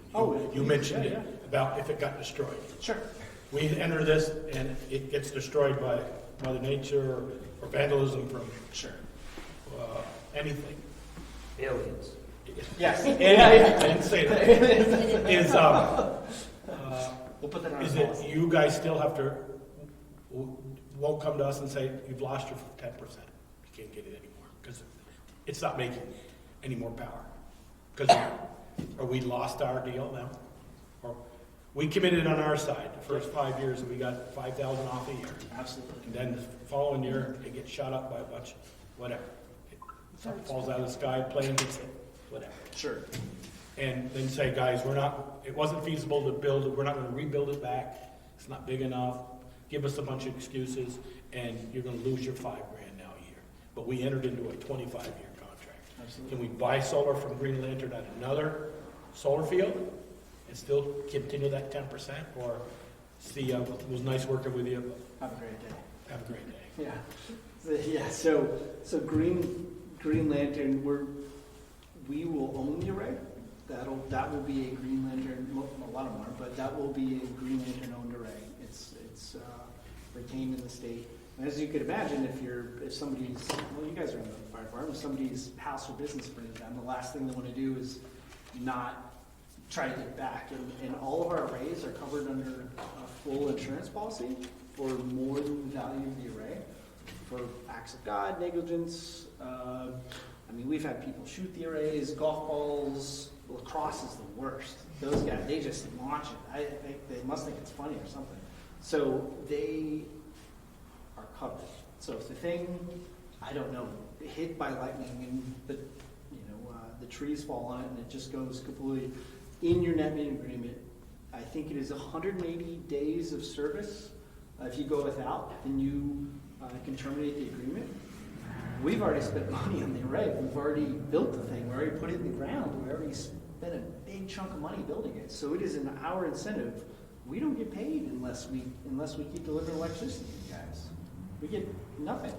So we will do everything in our power to get the system back online, back operating, and keep it going. If for some reason the ground, a sinkhole forms, and there's nothing anybody can do, absolutely, Green Lantern has dozens of these across the state. We'd have one in the northern part of the state right now. We're putting some other towns on. So without question, we'll do everything we can to rebuild it, fully insured, and we have other arrays if a completely unforeseen thing happens. Thank you. But no, our intent is we need to be in for the long haul. Yes. Yeah. Because you would be our tenant, you're another tenant. Okay, thank you. Sure. Any other questions? And was Ralph able to send a list of the other schools, sorry, we also do the most schools in the state, but the other towns and municipalities? Yep. Okay, good. It was a pretty long list with tiny print. What's what? It was a very long list with tiny Oh, that print. one? Yeah. You need to leave. Just gotta wipe it down with Clorox right over there. Yeah. He's got a bind up That's right. Okay. All right, you guys good? There? So the Energy Committee, although no one could make it tonight, they support this proposal. You guys want to discuss it now or discuss it in executive session under contracts? Anybody have a preference? I prefer to discuss it later. Discuss it now? In executive In session. executive session. Okay. All right. Thank you, Scott. Great. We'll let you know. Sure. Happy to answer any questions. All right. Good to see you, Scott. You as well. Bye, guys. Thank you. Okay. Public Works, dump truck and equipment. Eric, Kale?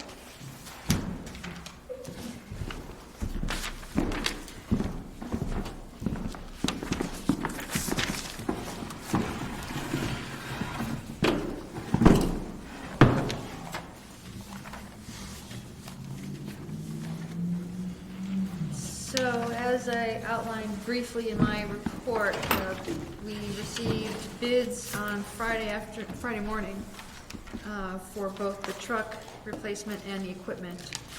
We received 3 bids from equipment providers and 3 bids from truck providers. And the base bids are summarized in the report, although those numbers don't reflect the particular elements of each of the bids, what was included, what wasn't included, some of the other deviations and that kind of thing. So Eric and Cal are prepared to offer a recommendation. Have at it, boys. 6 feet apart, barely, yeah. Go ahead. Kayla and I went over the bids there Friday afternoon, got back, and then also again this morning. And we've come to the conclusion, I really don't want to say a name. I don't want to be tied in like we did last time. But we do have a truck in mind, and the equipment. So would you want to discuss this in executive session, or do you want to, maybe ask for authorization for up to a certain amount? Yeah, that's what I would like to do. I'd like to ask for authorization to up to 160. And that includes That the would vehicle include and the vehicle equipment? And the equipment, yeah. After trade. Yes, yes. I know you guys want to go, and it's, I don't think we're going to be much more than, I hate to say it, if I say half an hour and I shut up, it will be. I'd really like to discuss it in executive session, to go over the numbers, and I understand Eric doesn't want to make it public right now, because those are bid numbers from 3 contractors, or 3 truck companies, right? 3, you said? Yeah. Actually, there was 5, but we narrowed it down to 3. That's what with this list that you had here? Yeah, Clark's offered 3 options, and then there are 2 other vendors. Yeah, that's what these were, without any numbers on Right. all those questions. That's what you sent to the bidders on this Yes. week, Yeah. what they could do. Yeah, Yeah, so for the the select board in truck their, and the the equipment. select board in their packet has a copy of the specifications that were advertised. I think the one that you're looking at, Joel, is equipment. This equipment, okay. And that's what it looks like from here anyways. Yep, dump body, plow, wing, sander equipment for a 7-yard dump truck. Yeah. Right. Okay, Did, and this is the 7-yard one here. Yeah. these prices include an extended warranty? No, that's on top of that, and I do have prices for that. So what you're asking for, would that include the extended warranty? It would be incorporated in that price, yes. That would be the top dollar, would be the 160, and that would be it.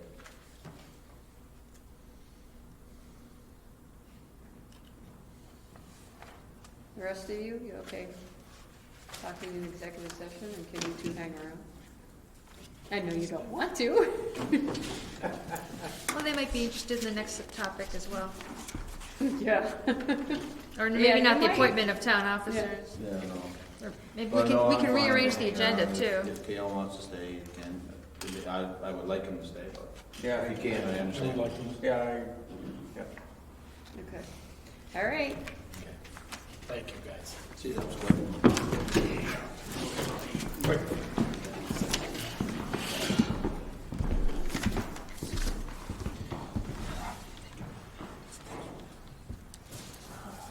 Okay, next topic, discussion of COVID-19 preparations, response, potential impacts to department and operations. We might want to stick with that one. The rest.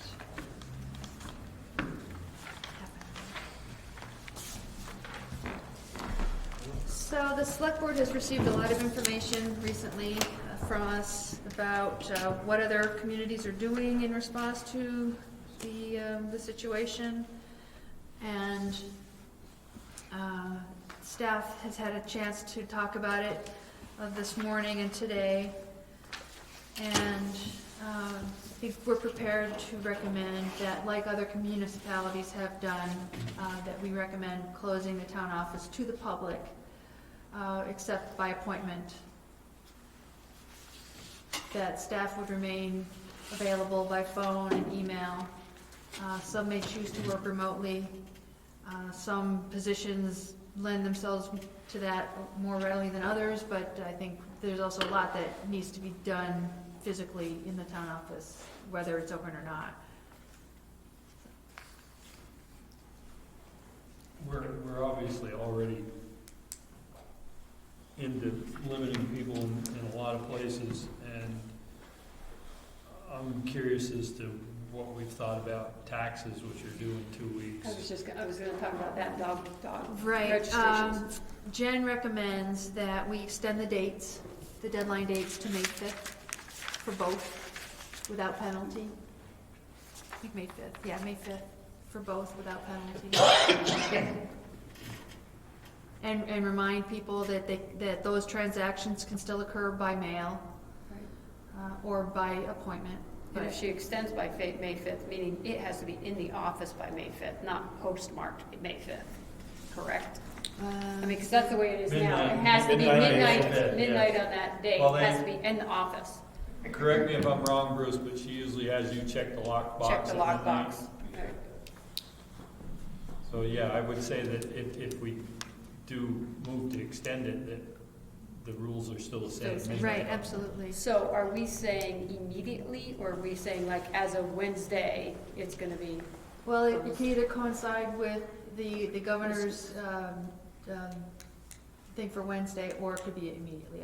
You've seen Are from you- many of the examples, many of the other communities made it effective today. Are you ready? Like if we were to make it immediately, are you ready tomorrow, or do you need tomorrow to get? That's a good point. So far, there's been no public notice about it, so it think would we take need some to- time for public notice to get out.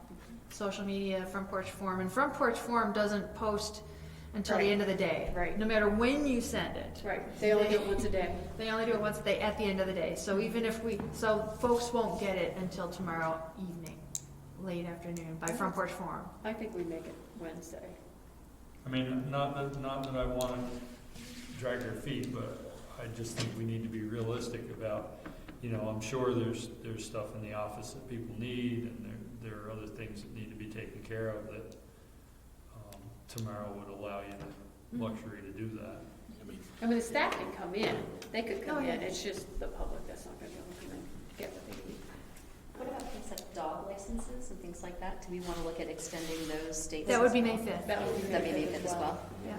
And then be reevaluated if the emergency consists to be longer. Right. Well, they can Could be still, the part of the motion. I mean, my understanding of dog licenses, they could do them by mail, they would just have to send in, like, the rabies certificates whenever they got them.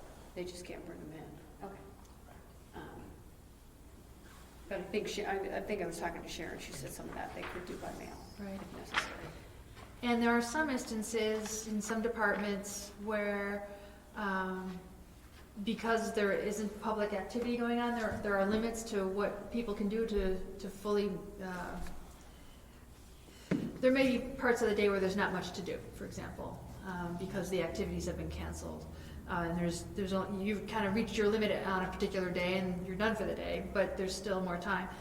And there are some employees who are affected by the school closings and have children at home, and so that's disruptive, and they might not be able to make it in on a regular basis. And so we also propose that during this period of time, which is beyond all of our control, that staff not be affected in terms of Meaning they want their pay. sick normal time and pay not vacation pay. and stuff, that it's budgeted, that we not try to impact their wages, even if they can't come in, if they have to be home with their kids, whatever. They might be on call, they might be able to bring their kids with them on some occasions, but that we just accept that this is an extraordinary circumstance, and that it's not going to be pure equity for everybody. Some people will have to come in to do some things that can't be done remotely, or to meet with the public. But we support each other as a team, that this is just the situation, and we don't want that no one in person should be jeopardized because of this situation. And it's in the budget. It doesn't harm our budget to just compensate for folks for the work that they, They're still for being here. It's just the circumstance that's changed. Maintaining the investment in our workforce. Right. Their bills are still gonna come in, Right. yeah. I guess I would like to give the administration and the clerk treasurer, if someone calls, wants to make an appointment, and they feel that that person has been ill or is ill, that they have the right to refuse to, to use that word, refuse to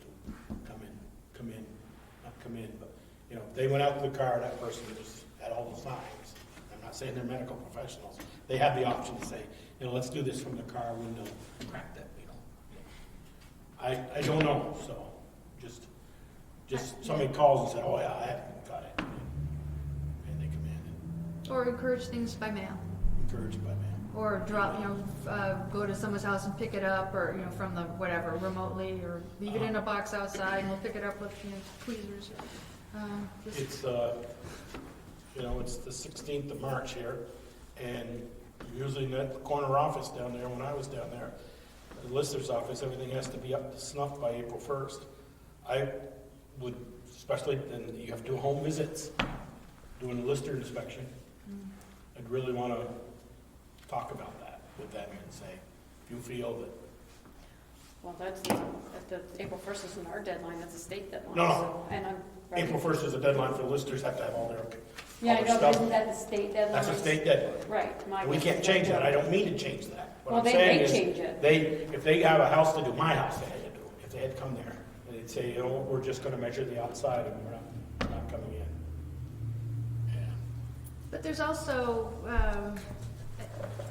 protocols to follow to ensure safety, the safe distancing and disinfection and personal hygiene, and there are ways we can still interact with people, but do it safely. So I think we can evaluate that on a case-by-case basis. Are you staggering in terms of the amount of staff that are in the building? Not necessarily, no. I mean, how many do we usually have in the building at one time? Staff? Yeah. Well, the two in the front office. Yeah. Peter Ryan, I don't think is coming in. I'm down the hall, and Chris is down the hall, and the listers are down the hall, and Meredith is up the hall, and Yeah, we had 3 people in our tiny little That's a office. little close proximity. Yeah, so Taylor will be at the hub. We also worked hard today putting a list together for things that we can do from home remotely. We attached what we can do and the hours to that project that we're working on. So anything from grants to just communicating with people, setting up future events and so forth. So, you know, like, we're here because we want to understand what you guys want to do about, you know, if we're going to get paid and not be in the building but work from home, and, you know, how long that looks like. And What just have you being in the done? know. We have canceled all That's our what I was gonna programs. I was just gonna ask Up that. to what point? April 6th. We're following the school Okay. protocols. It's just easier that way. Okay. Nobody's really backlashed on that.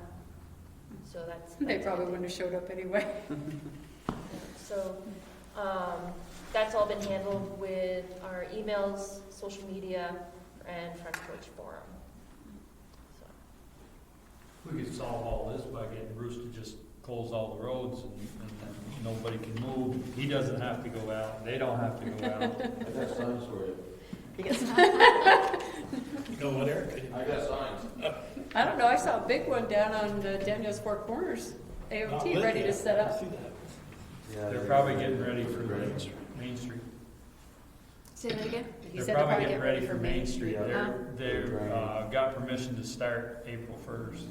They're Either But starting they're with starting the for gens. gens. Yeah. Right. Yeah. Okay. All right, do we have any other questions about this? What we're gonna do, what's comments? Brad, can you give us any insight into what the state's doing as far as office and all that? As far as office time, and are you guys working remotely, or It you? was a government order. If employees have the means to and are able to, they will telecommute, work remotely. Obviously, the key is continuing to provide essential services, which is what all of us need to keep in mind. But we need to protect all the employees as well. And with the understanding, not everybody has the capacity to work remotely. Anybody, so what you're saying is anybody that can is ordered to do so. I understand tonight, I didn't see it, but President Trump announced that 50-person limit is down to 10. Yeah. So if the Is that feds what it did that, that means that's probably going to happen here. So, I see, I didn't hear that too. I knew it was down to 50. Yeah, I would say, I mean, I think we should follow that too. If the staff has the ability to work remotely, I think they should. I don't think there's any reason to come in if they don't have to. My work put out a policy where we have to sign, saying what equipment we're taking with us, you know, kind of making sure that we're focusing on our work at home. And I mean, even though I work from home anyways, it's permanent right now. So, Now, I can tell you that my wife did the same thing. Work at home, work from home for the next 2 weeks. Well, like I said, your work is gonna be limited because you don't have programs going on. There's only so much planning you can do ahead for Yeah, when things. we scheduled out about, I'd say, 120 hours. yeah, 120 hours worth of work. Grant writing and grant administration. Yep, and then also, you know, some Gearing up for physical summer. cleaning, yep. It's your busiest time. What's gonna happen is, once we get to go, I mean, we wanna be hitting the ground running. Brett, you know, we're talking about this in preparation. You've been shooting emails to all the firemen, you know, about mask and all this, and does the department have enough? I mean, we go with rescue now, not every day, but, you know, do we have respirator masks that are approved or any of that stuff? Or So should to answer your question, no, we don't have any of the appropriate personal protective equipment that's required. There's a form that's available online through the health department's website for first response organizations wanting to request it. It's, as you can imagine, it's very scarce resources, and they're prioritizing based on a methodology they developed. Obviously, healthcare providers, EMS, law enforcement, fire to an extent. But just to give you an example, you know, yesterday, your chief officers met to discuss this very topic and how it will impact our operations. Your chief officers met to discuss this subject yesterday at the fire station, and as you folks chose to do tonight, we sat in a large room opposed to the conference room to spread ourselves out. But, you know, there's some unique challenges. When you have 35 volunteers responding to these emergencies, sharing an enclosed space in a cab of a vehicle. Last night, we went went to a Bristol Rescue Squad incident per their request to provide them support.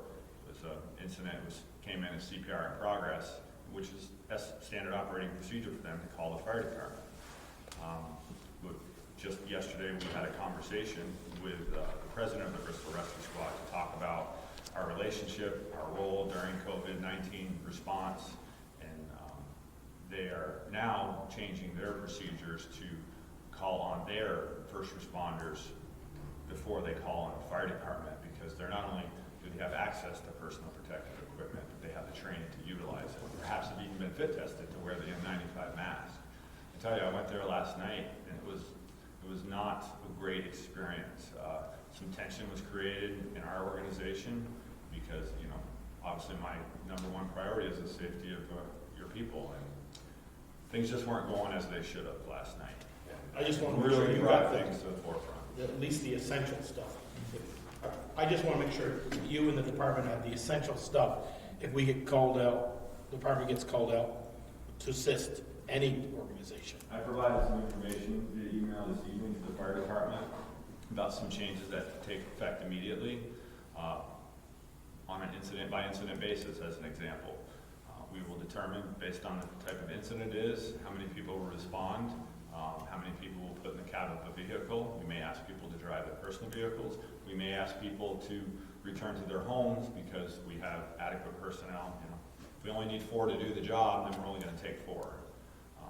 Last night, I instructed 2 people in the engine, 1 in the front seat, 1 in the back seat, and same for heavy rescue. And that's how we operated. They seem like extreme measures, but it's based on what's going on in the world, in the country, and right here in Vermont. It's kind of nerve-wracking, and I can see where it's causing a tremendous amount of anxiety, not only amongst the community, but personally as a first responder.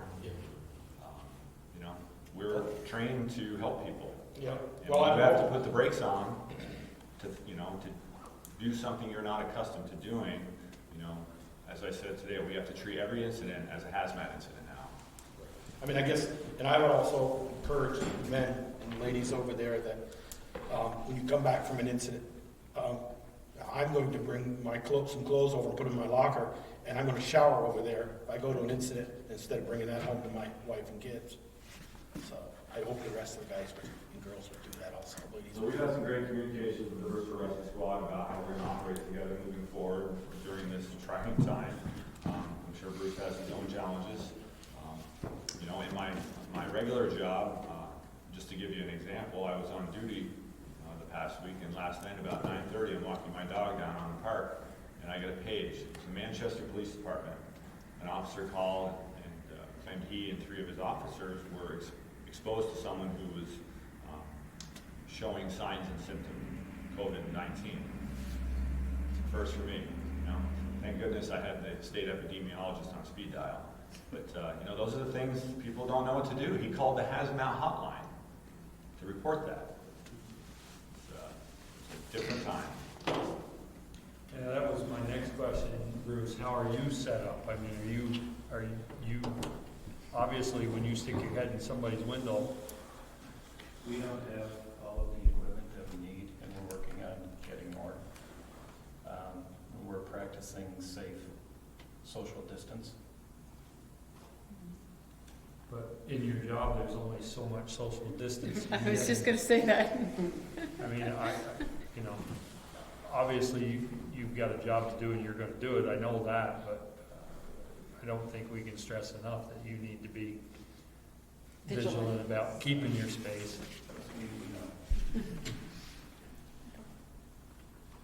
So when we're talking this, we're talking just the town office. We're not talking all the departments, or are we talking everybody? Well, That's what I need to understand. The teen center, of course, Yeah. and public works. Yeah. I mean, when you guys go for coffee, you shouldn't all pile in the same truck. I know you. Well, that's not a big deal. Now I got kids at home 3 weeks that would know what to Daycare, watch. right? Yeah. What am I supposed to do? Right, and your wife, I know, is on our end and working probably 12-hour shifts. She's on the front line, too. She's on the front lines, so she needs to be there. I get that. I get what you're saying. Yeah, it's not going to just affect the people down this office. It's a dominant. If they need to go, stay home with their kids, and you don't have you've got a little one or a few little ones that, no, So- stay home. Eric, how will that work? I mean, how are you guys gonna do that, you know? We close everything down, are you gonna be on like an emergency basis? Is there stuff that you have to get done, or is it all stuff that right now you can put off? There's some stuff that we need to get done, but we could do an emergency situation, so if we needed to plow, I'll be coming in and checking roads on a daily basis. So if there was a mud spot that people couldn't get through, then if we did go to this, then I would call in the people that I needed to take care of the problem. Kale would probably be one of the last ones I would call because of the situation, and if it was okay with the board, I would call him if it was okay to bring the kids in to take care of that one issue, and then he would go home. Me and him talked about it today, and so I do have guys that I can call in and leave him as a last resort. And then there's going to be another person that's going to be going out, or possibly, because that person's daycare might be closing, so then I'll be down 2. So there's just be 3 left. So if we did an emergency thing, there's the general maintenance stuff can be left. The normal grading, the normal stuff, that could be left for a month with, little to no effect. But if we get a snowstorm, then yes, that needs to be taken care of. Mud that cars can't go through would need to be taken care of. But everything else, I think, could be left until a later date. For those kind of emergency things, is there a minimum crew of people that you need? I mean, I talked about staggering before. Are you able to do that, or can you not do something like that? It would be the emergency part would be on Case by case? case-by-case basis. Say, for example, he's got the mountain run. If all we got is snow up in mountain, I could call in Josh to come in and take his truck, and he could go take care of it. Okay. If it was something small I could just grab with my truck with a load of sand on it, I could go do it and not bother calling anybody in. Okay. The mud issues, it would take at least 3 people for mud. You'd have 1 in the grader and then 2 on the trucks to take care of that, and depending on how bad it was, it might be 2 hours to take care of, or it might be something that would be 3/4 of a day. And in those operations, you all have your own I trucks, was so gonna say you're all in your own you're vehicles. isolated anyway. When we're out, we're isolated. Right. The issue becomes though, you come back with your truck, you get in the loader. Kale comes And back with his truck, right. he gets in the loader. Everybody runs the loader. And we've been doing it now lately where I have it where one guy stays in the loader for the day. So like, for example, today we were hauling gravel and up to some mud in the upper notch, and I had one guy, that's all he did was stay in the loader. And then the other 2 guys stayed in the trucks, and 1 guy in the grader. So we didn't commingle at that point. But me You and got Kale wipes did. in that grader? Huh? You got wipes in that grader? Is The there minute a you get out, you start wiping it I down. didn't hear you I there. said, is there a protocol for wiping down the truck? I noticed in one of the town pieces that you sent us, that was one of the things they asked their road crew to do was to wipe down their vehicle at the end of the day. I keep my truck very clean, regardless.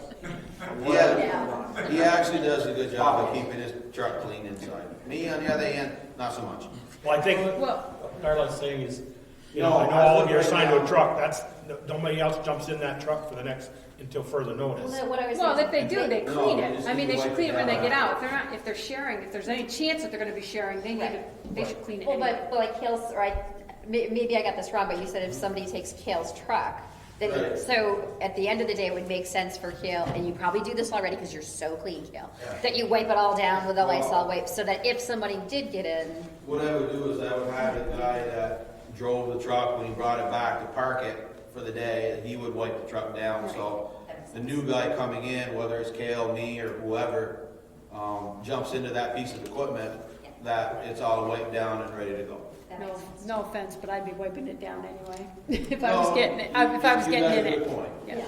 The reason for that is like my route requires one of the tandems because it's so long. Right. And so you couldn't do that with one of the smaller trucks. So if somebody came in, they'd either take my truck or Jared's truck to go do it. Right, that makes sense. Yeah. So, I'm curious if the board feels that we should do, the recommendation is to close, and I'd say, what, April 6th when the school does, and then reevaluate? I think that makes sense to follow. And then their pay I won't heard be, Meredith say you they're know, going for to whoever school can work at recommendation. home, works at home, and we're not gonna take away any pay. It's way beyond And I don't, their control. there's not an employee that works for us is going to abuse this. They know No. we're all into this together and we got to get through this.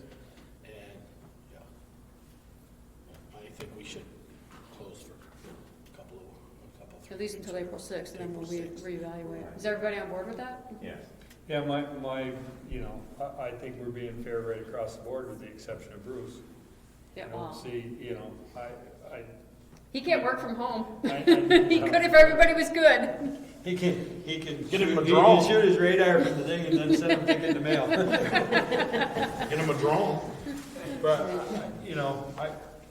I understand it's a totally different job, but I think you, as short-staffed as you've been, the last couple of months, you probably know when you're needed to be out and when you're not. And I would say, as far as I'm concerned, I think you should limit it to what you feel you actually have to be there, as opposed to just going out and shooting radar for the sake of shooting radar because you have a contract with the town to do so many hours. I don't think that, I don't. I'm certainly hoping that with all this time people have on their hands, they aren't out running the roads and doing things they aren't supposed to be anyway, but.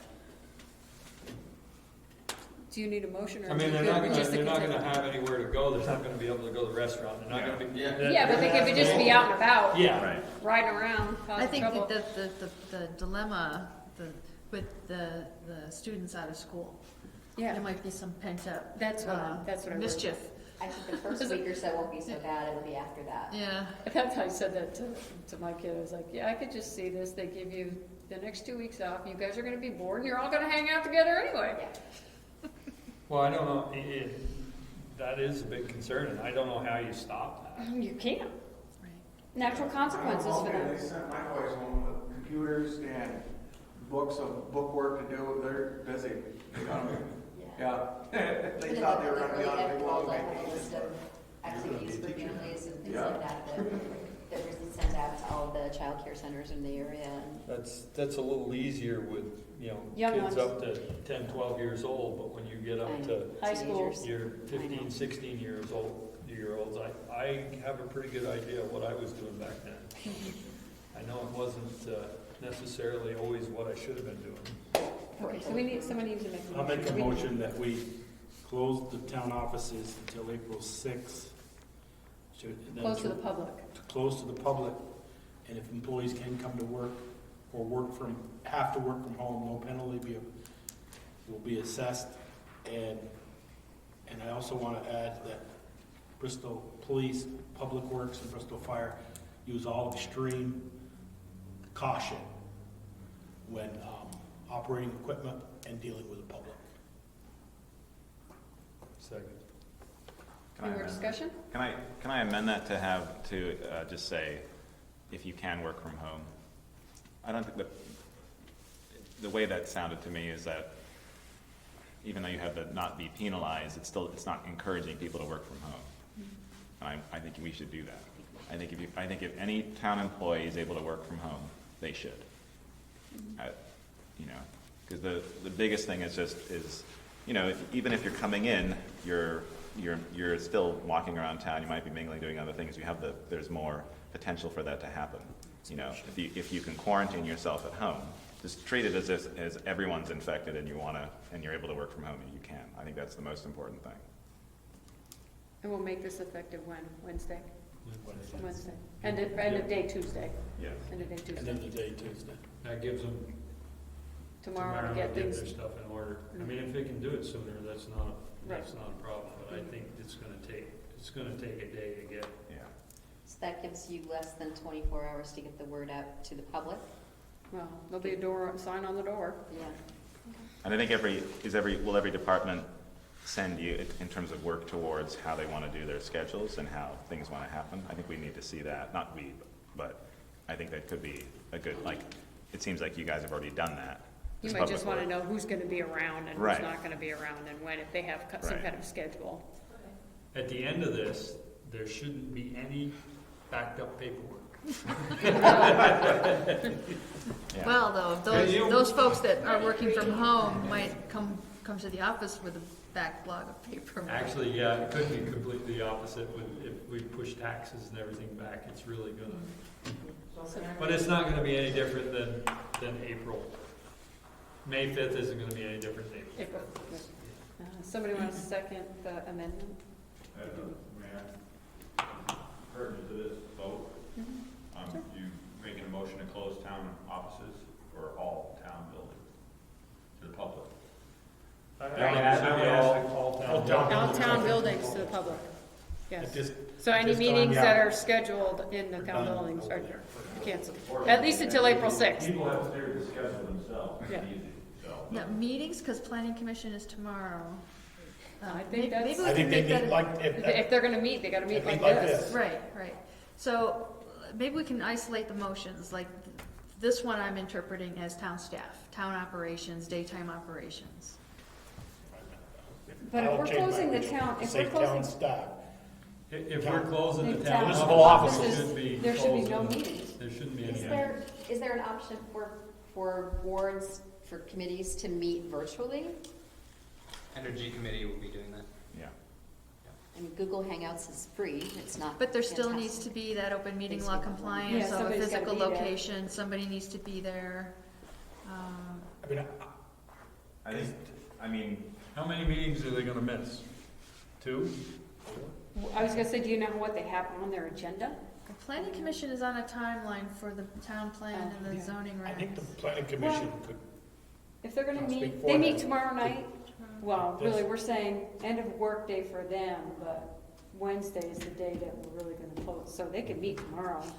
And then we'll have to, I don't know, I mean, Well, that- what do they that- meet, every 2 weeks? Well, that could apply to the select board's March 30th. Well, I know, and that's what I'm So- trying to think about, is whether we're gonna meet there or not, meet on the 31st. I think we should ask the chair of planning and see what yeah. she wants to do.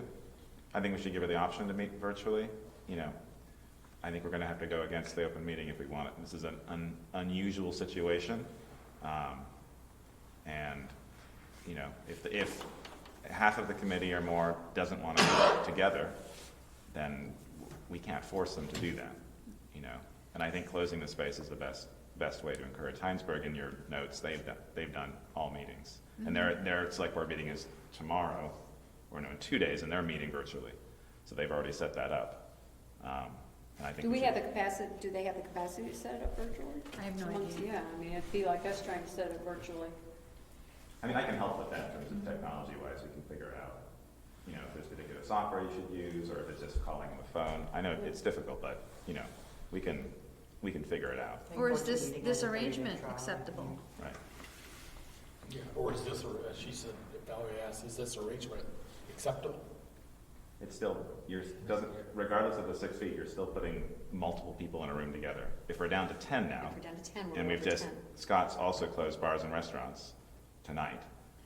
So, it's Yeah, very I think serious. we don't have a choice. We're either gonna have to meet virtually or we're Yeah. not gonna meet. Yeah, we did at our board meeting tonight, we opted to do virtual. Even the select board? Huh? Even the select board's gonna be.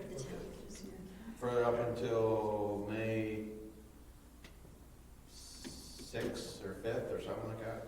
My idea last year, tablets looks pretty good now, don't it? Yeah, Well, right?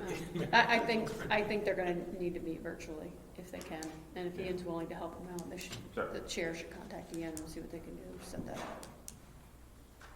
I wonder if it makes sense to ask, if there's anyone at the State House to ask for guidance on that, if they've waived the open meeting law. They can't. The They Secretary can't. of State has already put out an opinion that today, it yeah. it cannot be waived. We got the same thing, Darrell, we got a notice from VLCT that make sure that we follow open law or open meeting law Right. when you do the virtual thing. So somebody, you know, even if we do it virtually, somebody's gonna have to be here. Okay. Yeah, go ahead, Brett. No, you go. So are we good with whatever motion we make?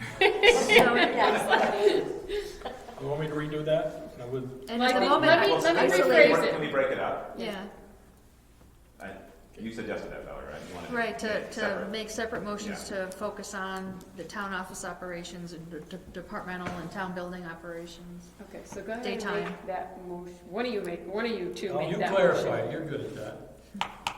I make a motion that we, beginning, or end Well, of day. Joel and Peak already had a motion Oh. out there. So I Well, have we're to- just trying to clarify it. Sure, I okay. just want to clarify.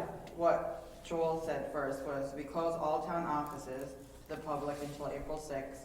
If employees can't come to work due to childcare or due to no work, will still get paid, but if they're able to work from home, this was your amendment, Ian. If they're able to work from home, they should, and Public Works Fire Department will use extreme caution starting, And police department. and Police Department starting March 18th. That was my, You gotta, all public buildings are closed. Well, I think Well, she that wants was us the the second amendment. motion. That I was think the- that's Valerie saying, let's Yeah. keep two separate keeping it separate. motions. That's what I'm she's willing, asking. without, Ian's made a good suggestion, and then make an amendment, I'll add that to work from home. So everything I just said, Yeah, okay. Put the work from home, I would do it as the primary thing. Offices closed, employees Okay. encouraged. We to work. encourage all employees to to work work If- from if they're home if able to. possible. if they are. And even if you had it where someone had to come in, you just do it where they are just coming in. Right. And that might be, well, you know, Jen, Valerie, and Right. Sharon say, hey, I'm gonna do Mondays, That's do right. Wednesdays. Exactly. Right, I think that's a good idea. Okay, any more discussion? All those in favor? Any opposed? Okay. So now there's second motion, you want Would you wanted to deal To with do the- meetings? with the meetings and town, well, if we're closing town offices, that deals with the meetings. Somebody want to make that Make- motion and say they have to do it virtually?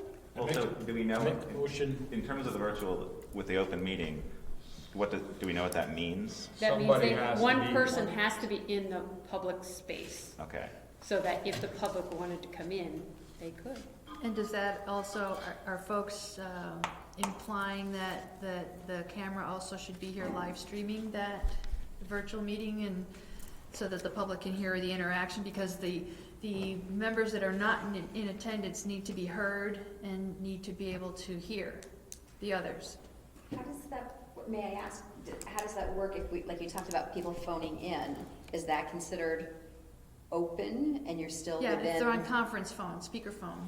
So they wouldn't I'm just thinking, you know, to stay within that 10, and who knows if that number is gonna fall to a smaller number, would just having a phone available for people to call in if they were watching the live stream. Sean, do you guys usually videotape the PC? Okay, and is it usually live stream? No. So, I mean, that's the normal protocol. I take is that it's back. normal. When we're usually Tuesday here- nights, it's Yeah, live stream. yeah, we usually just leave it set up, so Mhm. yes, it is. Well, that's just. I'm gonna try to put a motion together here, hold on with me. Tasha. Bear with him. Bear with me. Can I have a thought, idea, can I throw it out there? Sure. So what if it was one downstairs? I know it's close proximity, but what if you just have the one select board or person that's in the public, the video person, and then people are waiting, or at least, That's what I'm gonna go with. because I don't think we could do it in here, unfortunately, because I think if people are on the phone, Yeah, I don't think we're gonna be able to hear. That's a I good make a point. motion, that's where I was going with it. Make a motion that all public spaces, fire station, Town hall. town-owned public spaces be closed until further notice, or at least till April 6th. And public meetings of the planning commission and the select board meeting will be Held virtually. held virtually with one member of both boards at their scheduled meeting time that night. Will be downstairs to take public comment one at a time. Only one person will be allowed in the building Let's say it was you and Valerie were downstairs in 2 weeks, and someone wanted to come in, and then say, okay, well, let the rest of you stay outside. If 4 of you want to come, Eric wanted to come and talk about something our chief did, then we don't want them 3 together. We just want one of you come in, 6 feet apart, and give us your thing, and Sean would be there too. Trying to put this in a motion that.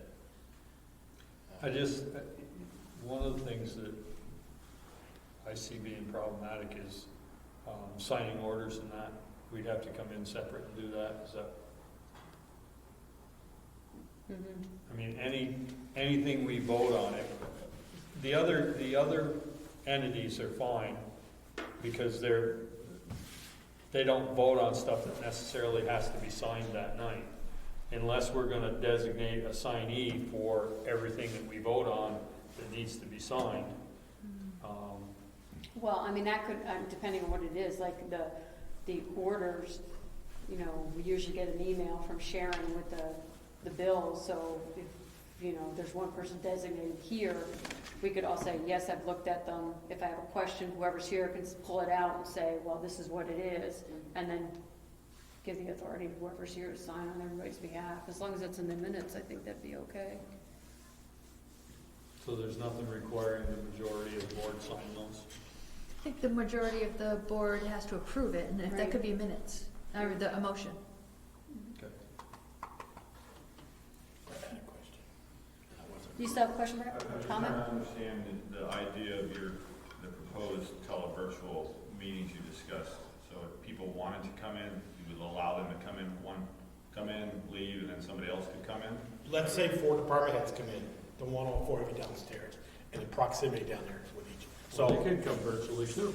They could come virtually, but if they have to come, it was, okay, if you were the first one on the agenda, then Eric, and then Bruce, and then, someone else, hub director. I'm just expressing my personal opinion at this moment in time, is that I don't agree with that. I think if it's that important to continue with these meetings, and one person being here meets that requirement, then that's where it should stop. Just having people come in and out of a building, you're gonna disinfect, you don't wanna have to disinfect it between each person coming in. I know this sounds extreme, but I agree with that. Unfortunately, the state says. we as public servants are supposed to be setting an example. Essential services. It's not even that, Brett. It's the state says we have to comply with open meeting law, which means somebody has to be here in case somebody from the public wants to come. Well, I agree with the Yeah. one person being here, it's the having people come in. Unfortunately, that's the state statute for open meeting law. If we have a meeting, then we have to have it here, and they are allowed to come in. They make that choice. I mean, we can't stop them unless we just say we're not having a I think what Brett's meeting. saying is, though, they should have the ability, like, if he wanted to meet with us, he could meet with us virtually. He Well, doesn't sure. have to come into the Right. building. Yeah. I think you can mandate that. You could have it up to where you set up where they call in too. But on your guys' meeting, one of the drawbacks with this is, I'm seeing, unless because you're not gonna be able to set a schedule for people Right. to come in. You being virtual and being live, you may end up getting a lot more phone calls on certain issues than what you do on a normal meeting. Yeah, I already thought of that. Okay. But you could have, we're having it where we're gonna have ours, where they're gonna telephone it if they need to talk on our select board meetings. So if your road foreman wanted to bring up about, okay, that road culvert's gotta be replaced, I gotta get some more money. Yeah. He will call in to the one person sitting in the town offices the night of the meeting, and the other 4 of you are listening on the phone. Or he'll call me or one of us, yes. He'll state his situation and then, You'll state that at the select board meeting. right. So will he be on speakerphone, or are you guys, you're just gonna take the comments and pass it on? Being from him, I would just take the comments, but if it was a person from the public, then I guess according to what I was told tonight was they have to be on speakerphone, identify themselves, and identify what they're discussing. I'll redo my motion then. Effective midnight Tuesday night, all public meetings of the town of Bristol will be canceled. That means the fire station meeting and Wednesday nights. also. All public buildings will be closed. Select board meeting will be done virtual server, is that what it's called? Just virtual. Remotely. And any inquiries or guests or public that needs to speak to the select board will call in at the designated time. Will not be And we'll present. give information, we'll With- figure out So we numbers. do have a person who wants to meet with the select board at the next meeting. And it's time sensitive because it's event related. Yeah, so. We'll figure out the I'll read that again, logistics. Tasha. Hang on. So my question so you're just saying the PC can't meet? If they only buy virtual. Well, you said all meetings are canceled except the select board meeting, so that's why I just wanted to clarify. Yeah, I did say that, you're right. But then we go PC, which the next one want to be? All meetings are virtual, is all you gotta say. Okay, all meetings will And comply with the open meeting law. Open meeting law. Oh, there you go, thank you, Speaker. All meetings will be virtual server to abide by the open meeting law if they do not. And anyone who wants to speak to that respective meeting, board, committee, will have to call in until further notice and state their name and their objectives and their comments. Does that help, Tasha? Not really, but, Sorry. Trying to get So- this moved on. am I taking, this is what I originally had. Don't take anything original. Yeah. This is gonna be a new motion, This is- Tasha, it I doesn't know, have anything with but- the other one. So we're taking out the part where we'll be canceling all public meetings. So we'll just be saying, all buildings will be closed and all meetings will be virtual. And any Right. guests that wish to speak at the meeting will call in. And At the all designated- meetings will be virtual and In Hey, accordance comply with, with the open meeting law. To comply by the open meeting law, anyone who wishes to speak at that meeting will need to call in, identify themselves on the speakerphone and their objectives and their comments. Is I that- think whoever's chair could direct them. Yeah. We don't need to put all that in there, but. I have to confess that I am apparently, I'm not sure what the right word is, but I don't understand how a virtual meeting would actually work. I cannot imagine it myself. I guess I'm not technologically savvy in this way. And so I would need some help with that. Right. Going to be different. So Ian, what is the chance we can do like a WebEx? Do we set up a WebEx? You download software on a computer and everybody has their own computer and you can see each other Oh, right, on yeah. like the TV screen. Yes. You So know, there's like a- Citrix. Yeah, Citrix. there's Zoom, Google Hangouts, GoToMeeting. Right, You can right. FaceTime if you have an Apple product. All of those you can do multi-person conferencing. And So- Peter probably wouldn't be able to do that. I would suggest to go You to could meeting. help Joel, He's not helping, I but would you su- could set it up for him. Yeah, I would suggest a go-to meeting just because you could share the person Your that signed desktops. up, you can share your desktop, you can see the people as long as you have the ability with the You have a camera camera. device. Right. So, I mean, that's a possibility. Yeah. In my understanding, those are subscription services. You can- Not all, there are some free. One subscription. What's that? One person needs this subscription, right? Mhm. The rest of them are free. but I think go-to meeting has a 30-day free trial, if I'm not mistaken. I know Zoom is a 40-minute limit, Oh, my so that would goodness. discount us. If you have a, But if you have the subscription, which Yeah. is $15, only one person needs to buy that. They host the meeting, and then you can do as long as you want. That's Right. maybe what we suggest. And I know that their servers are slowing down because a lot of people are using that service. you don't have to download anything with Zoom, it's just a Right. link. Yeah, And you it's can just- call in. It's in a on web that one as well. browser. I noticed that the chamber, the Addison County Chamber of Commerce, sent out a notice today that they are going to be hosting a seminar on how to do these things for other people. Virtually? Yes. So Somehow. if you don't know how to do it, you can't attend the seminar. Yeah, step-by-step instructions. Zoom is simple. So to your point, I mean, in terms of the documents, you upload all the documents to the website. That's how I get them. I have everything on my computer to be able to see it. So that's, we already have the documents already on a website versus you having to pass them around. Most people, you can email documents to, Right. and if you have any sort of device, whether it's an iPad, or an Android device or a laptop, you can get access to almost all the materials that you'd need. You can be at home and then use whatever particular service we sort of choose. And then you could just join the meeting, GoToMeeting or Zoom, be able to look at the documents just as I do, and I think it would work that way. Yeah. And you'd be able to hear and possibly see the person. I mean, you don't necessarily have to do video, you could just do audio to sort of save that bandwidth in terms of using internet connection.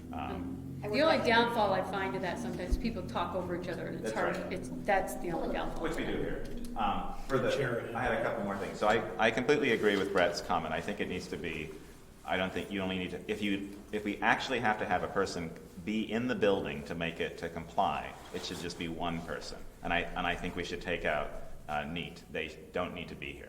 It's not, they volunteered to do this. It's not a required thing by the town. And so I think we should take them out of the equation. And I think the person who's here, or you designate one of the other members, whether it's select board or planning commission or energy or conservation, to take minutes. For select board, I would, for my personal comfort level, I wonder if like the chair and myself That's what I was gonna could say. be there, The two of us. sitting I on guess opposite ends of the table. It would be your choice to do that, I think. If I would recommend if you didn't have to do that, if you felt comfortable not doing that, you should do that. But it would be your choice. I don't think we can stop you from doing that. But obviously, if you have symptoms, I don't want you to feel Yeah, her butt's staying obligated. home. Right? No, I know. She's That's got what I'm symptoms. saying. You guess set a I wanna precedence, be- especially if you have a 9-person committee, and just one of those people, who, maybe feeling a little bit, but they don't think they know what it is, still wants to attend the meeting, that kind of thing. So that's why it's sort of, if by giving it just a blanket, it's only one person here, you're sort of saving that. And I know that Brett had a question in town. Sean, go ahead first. And I am looking into being able to record the screen, so Okay. being able to just jump in on any meeting and be able to record it so that you have it just documented. That would be good. Brett, did you have a question? Somebody made a comment about the concern with the interruption from others. Whatever software you use, make sure the organizer has the ability to mute everyone on the phone. It's so important. You will never get through a meeting if you don't. That's true. Can we have that option in person too? Yeah. I guess I would want to Careful what you physically wish for. attend just to see how it works. Right, I did make that, did you hear when I made that motion? That was fire meetings too. All I already canceled. Okay. Trainings, meetings. I saw your train was canceled, but I didn't see it. Okay. Okay. And I'm totally fine with sort of testing stuff out with you. Yeah. Yeah. And I think it'll be a learning experience for all of us too. Sure will be. We're never going to see Peter again, but I might as well go back to Vegas. Okay, do we have any You've more? been traveling? Oh. Do we have any more discussion about I this don't think you have a motion? second. Second. Okay, Speaker seconded. Okay, now that we've discussed it to death, does anybody want to discuss it anymore? I don't know if this is part of this discussion or a separate motion, but I just want to put out, in terms of public noticing, you've seen examples of how other towns did it. Do you want to just leave it to us to figure out how we get the word out to Oh, the that was public? all in there. You That was all must in have it. I whispered that. Oh, okay. Yes, I think we leave it up to you guys to Okay. figure that out. To decide what's the best way to. Okay. yeah. You could also find out, given that Heinsberg is going to do their select board remotely, you might want to talk to their town administrator to ask how they're going to do it. And if it works, maybe we follow that. Okay, all those in favor? Aye. Any opposed? And we got it. Okay, Wait, are we done with the COVID stuff? I think so. Okay. Well, I have another couple questions. What do we do?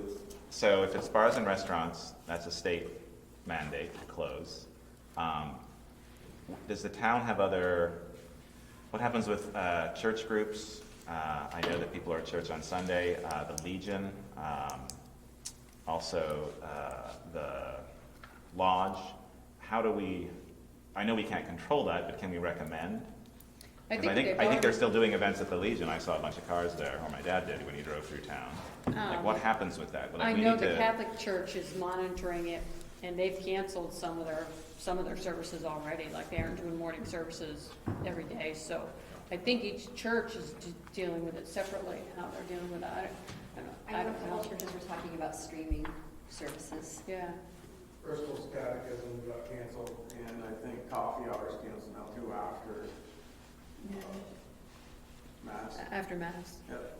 And, I mean, they've actually put out there, if you don't, Mass is still on, but I think he said the diocese was saying they're highly recommending people, they don't feel like they have to be obligated to go. right, that obligation's been lifted for them.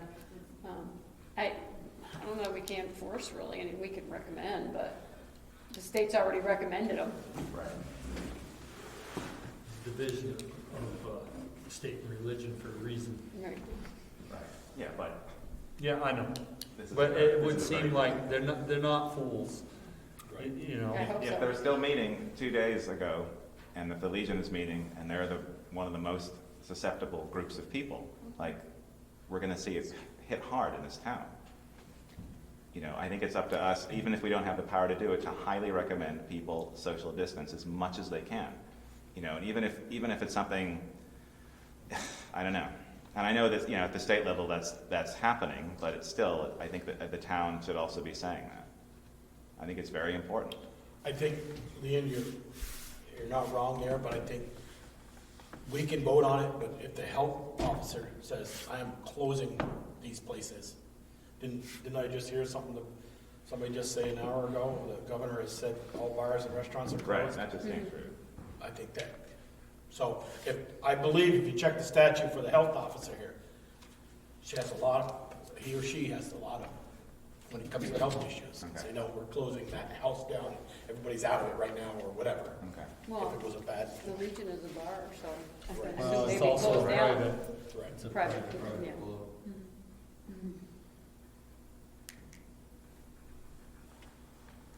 I don't know. I'm trying to see if they're on here. I mean, I guess we can recommend, you know. I mean, all we're trying to do, it's here, all we're trying to do is slow down the Right. inevitable. So So maybe why part don't of we just put out a statement that said we highly recommend that people follow the protocol that, Yeah. that the state has set forth, and gatherings no more than 10 and don't meet Right. if you And don't Val, absolutely have to. can you do that in your front porch forum post when you put up that the town offices are closed? Yeah. Okay. That's what was coming from us. Brett. I was gonna say, yes, Brett? I just want to follow Peter's comment. Peter, you just referenced the state and their limitation of 10 folks. I just want to reiterate what I said earlier, is I understand the president has set forth guidance of 10 people. I have not heard that from the state of Vermont. But if he set that. You said the state, so I just want to be clear, what I said earlier was referencing the federal government. You did, you said the president, yeah. I'm sure that will all trickle down pretty soon. Yeah, probably will. Okay, now my last comment. In terms of, and I talked a little bit with Brett about this on Sunday when they had their meeting. In terms of, you know, it's not here yet, but it's going to be, and what can we do as a town in terms of volunteer effort? If the majority of people in town are staying at home and not going anywhere, how do we get involved in terms of connecting people together to be able to help people, especially people who are less fortunate or older that need help? How do we do that? And I know Brett sort of put forward, you know, potential for the fire department because you already are an organized group to do that, but I don't know how to start that. You know, I feel that it should come from at a town level. There are, you know, just volunteer people. I can see them on Front Porch Forum volunteering, but they have nowhere to go to. Nowhere to organize Yeah. somebody to, like, yeah. There's an Addison County one that I just saw. Addison County Mutual Aid. Yep. Yes. Again, that's all volunteer. I've emailed the person who is the Bristol representative. I don't know her, but I'm hoping she'll get back to me. But I'm wondering, like, can we connect with her? You know, there needs to be an organized single resource that people can come to. And I don't know if it's our responsibility to do that, but I feel it might fall to us to do that, you know. Well, And it a lot seems of it is just, you know, is just connecting, is talking on the phone. It's not necessarily connecting to people yet at the moment. And so it's easy to set up and sort of, Right. and start to- Vermont 211 is a great Yeah. resource, and they're set up Right. to take any questions about COVID-19. Okay. Yeah, but it would be nice to have somebody here who says, okay, if you want to volunteer, who do they go talk to? Right. And they might be able to, I mean, 211 handles a lot of different things, and they can connect you with local services as well. So I don't know what they're doing in that respect as far, but it's another resource. I mean, I know the high school, I think, is starting to organize people to deliver meals. Right. To the kids and that, and I don't know how they've decided they're doing it, but I know as of Thursday, they're gonna be, people are gonna pick them up, or they're gonna be delivering them. I mean, and they were talking about it last night on the news about, people, there's a big town down in the city in, it's Worcester County, New York, that was almost quarantined, the whole city. Right, yeah, And, New Rochelle. Yeah, and they were, or people would order groceries, and then people would leave them at their step, and then call them and say, I'm leaving, here's the groceries, Roger. Out by your driveway, don't even go up to the door. And maybe that's something that could get started here, but, to find out, you can't find out, under the HIPAA rules, you can't find out who has it or doesn't have it. Right. No, you have to treat everybody like they have. Right, exactly. So Ian, do you have any recommendations on how that could be coordinated at the town level? I know a lot of individuals are trying to initiate that kind of thing, but who would be suited to do that? Well, if we can reach out to the Addison County Mutual Aid, just because it's sort of their site and their information seems pretty organized and up to date versus sort of random forms that people are making in Facebook, groups. Like that might be a start, at least because it's Addison County. It seems maybe a more sustainable group to sort of help, but I haven't received a response yet. And maybe it's something where the town becomes the point person for that group, and we encourage people to sign up. And the nice thing about that one, it was, I need help, or I can give help. Right. And so that's a big thing to do. A lot of the others were just like, if you can do these things, put your name in this list, versus like, I need something. So if it works, if that can become an official thing that the town is putting out there and encouraging all people to sign up at, then we start to build our pool of people that we can use. And maybe the fire department is part of that group, or I don't know. I'm not sure how you would want to, because I know you're going to be dealing with your own set of issues, with this as it grows. A good model is to have that person help facilitate and coordinate, but you use your existing groups, whether they're faith-based, emergency services, whomever they are, because they already work together. They know what their capabilities are. What's key is that they all have the appropriate guidance to provide assistance as needed, and that's where a person or persons could come in to help just kind of coordinate and facilitate that effort. I think you'll find, it's the one wonderful thing about living in these small communities is you know most everybody, and you know who is hurting, and you know who needs to be checked on. And I think we'll get it done. Right. But I think if the town, in some way, can take a point on that, I think that's going to reassure people where it's a more official kind of thing. And given the knowledge that the town staff has for the community and the select board too, it seems like I think we could be the organization point. I'm not clear how to do that yet, but I think it's something we should look at, and I'm fine with sort of continuing to research and work, So in the short term for messaging, we would direct people to this resource, the I think so. mutual I aid. can hear back from the Bristol person and just see how it's organized. It seems like a good one to do, but I don't know. It's just a new one that came up, but they seem organized, which is already a good sign. I think you want to vet it before we endorse it. Yeah. Could we start with a list of local, like Brett was saying, local agencies that are already in existence that we know that are offering aid? Right.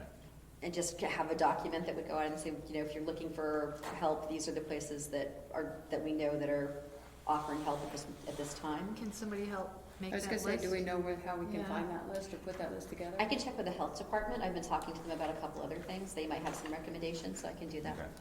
Okay. I still say that all these things are great, and we need to get a hold of this thing, but we need to bring our health officer into the mix. I met with her this afternoon. Did you? Good. Yeah, and Dan's a good resource.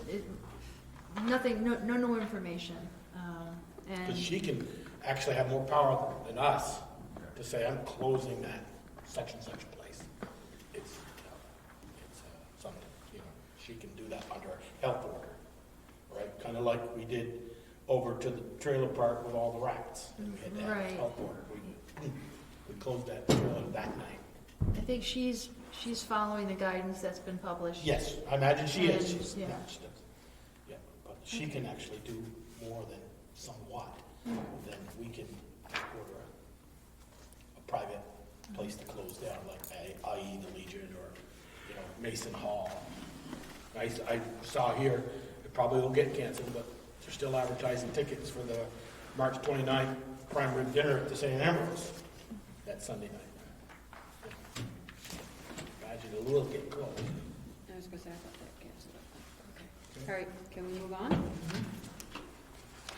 Appointment or reappointment of town officers. That's this list here? Yes.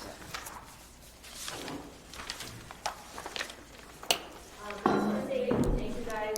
I don't think we have to leave into this part, but leave everything as is, and we'll take care of it tomorrow. But give it a little spray down. Meredith, I wanted the Lysol. I wanted that can of Lysol. No, you can leave that. You don't need it? No, she said, Yes. I can leave it? Yeah, you can leave it here. Okay, I'll put it back Leave it all there. right here. Thank you, guys. Thank you. good night. So in addition to the list that's shown in the matrix, we Due have, to the time here, and we kept the road crew here long enough, make a motion, we do that in executive session. Okay. After we talk about what, okay, Okay. work through the other three maybe. Somebody want to second that? Or do we need really to have a motion? Just do it in executive session. Okay. Approval of public access easement for Fuller property via the Saunders property. That's just access through the property we already own. Right, this is an easement deed that allows the ownership of the Fuller property to go through the current Oh, okay. right-of-way on Saunders to get to Fuller's. Can Hmm? they? Can they? Yeah, because we're giving them, this is what this is for, this easement I deed. don't know if there's, what I'm saying is, I don't know if there's room between the river and the, do you see the map that was attached to the easement?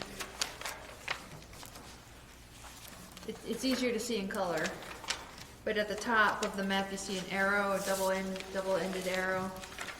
That's intended to be where the access is. okay. So it's gonna go right along the river, but the right-of-way we're giving them is right to the Fuller parcel, right to their Yeah, property. the problem is that map doesn't go far enough north to see how far over that river is. No, I think this is the piece that we were talking about, that I had a concern with them leaving it, not owned by anybody. Yeah, That's farther this way. well, that's, So this comes along, no, what I'm saying is, this, when we took that before and all the river work was done there, that goes up to Tascano's back line. And you've got the double-edged arrow, mm-hmm, and then you've got the line that runs to the top of the paper from that, yep, and the river is headed towards that towards that line. line, yep. No, I see. Is there room enough there to get down through without going on to Tascano's? I think that's already there, I think it's already established. That's My understanding is it's already established. We're just giving them rights to use the existing right-of-way that we already have. We own that property, we have right of way to get on that. There's no road that goes down, when that river work was done, it came in by the Fuller property Mhm. out and then crossed the river right about where that arrow is. I think the management plan that was approved by the select board at the prior meeting addressed that. And it had elements in the management plan about access.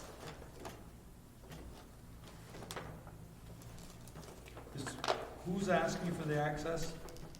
Actually, the Department of Environmental Conservation. Okay, then it's not the people buying the, Right, it was, yeah, it I was, thought, Peter, you meant the Fuller property people wanted access. right, That's what I right. thought too. and it's, That's to- the and way it's, it sounded. The Fuller folks do not want access from Route 116. And so this is a way to ensure that there's public access to that property without going across their property from Route Got it. 116. Got it. The way it sounded was that they wanted access to that property. No, it's VHCP, the Vermont Housing Conservation Board and the Vermont River. They're Which the is conduits yeah. for the transaction, but for some reason, the Department of Environmental Conservation is involved, and they somehow caused a delay in the closing in order to make this easement included. So moved. And given authority to Val to sign. Yeah, authorize me to sign. That's what he did, yeah. Okay, somebody want a second? I second it. Oh, okay. Any more discussion, or any discussion? All those in favor, say aye. Aye. Any opposed? Thank you. Okay, we don't have We can minutes, skip right? over item 7. Okay. How many more months, how many meetings do we not 5. have? 5 left? Yeah. Let's try to clean them up by the end of April. Now we're gonna have some offices closed and working. Let's get them cleaned up. They've been hanging around for a long time. Just because offices are closed doesn't mean Valerie doesn't have anything to do. No, I didn't say that. Okay, I have 7, by the way, not 5. Okay. So there's 2 special meetings, I think, in there too. In January 18th. okay, do you want executive? The accounts payable are Accounts- up there Okay, on the accounts payable. counter. Where are they? Up They're behind Put them you. up here. Okay, I'm sorry, Michelle. I put them up here at the beginning of the meeting or before you guys came, so we want one at a time, go inside with your own pen. There is some rubber gloves in those bags, brand new, we didn't get it. right out of the box. I didn't see one. Okay. Select Board Roundtable. Wait, I need the, You want to give her the number? don't touch it. Don't touch it.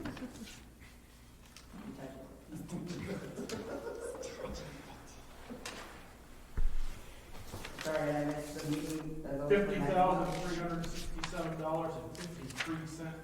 Sorry, 50,000 what? 367.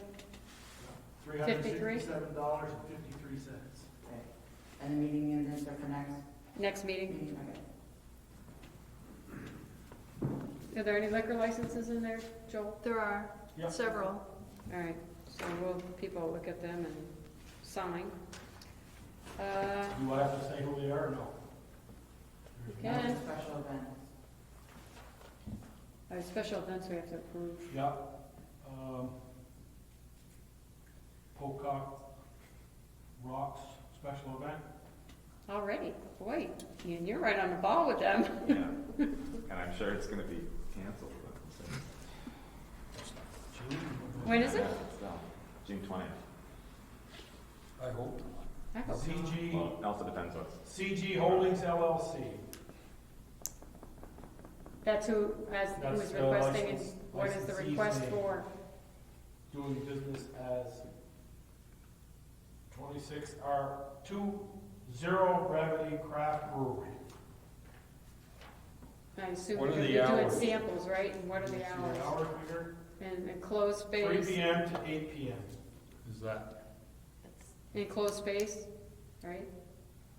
I assume. Yeah, you- they have to meet all. They have Yeah. to meet those requirements. It just says down at Bristol Main Street block. So Okay, we're gonna set up a whole block. A lot of samples. so we want to make a motion for that special So event? moved. Second? Second. Any more discussion? All those in favor? Aye. Any opposed? Okay. Is that the only one, Joel, for the special event? Special events, yes. Okay. All right. Select Board Roundtable. Ian, we'll start with you. I had a resident email me about, so businesses, restaurants are offering pickup now, and they wondered about if people are more traffic on Main Street stopping and picking up for curbside delivery. I don't know how that, I mean, we're probably going to see less traffic on Main Street anyway, so it may not be an issue, but it was just something I wanted to bring up and just see, to be aware of. Not that I'm adding, I want to take away the fact that you're doing doing that. Just something to be aware of, I guess, because, Bobcat will do that. They talked about setting up their food truck, and the mandate from Scott says you can still do takeout. So I'm assuming Cliff's Cafe, Snaps, not sure about Hatch, but I know Bobcat, not sure about Covers either. I know 3 of them have been doing takeout, and it's just going to be that now. So I'm wondering if our parking situation will change to something. Somebody said Covers was offering delivery now. Oh, okay.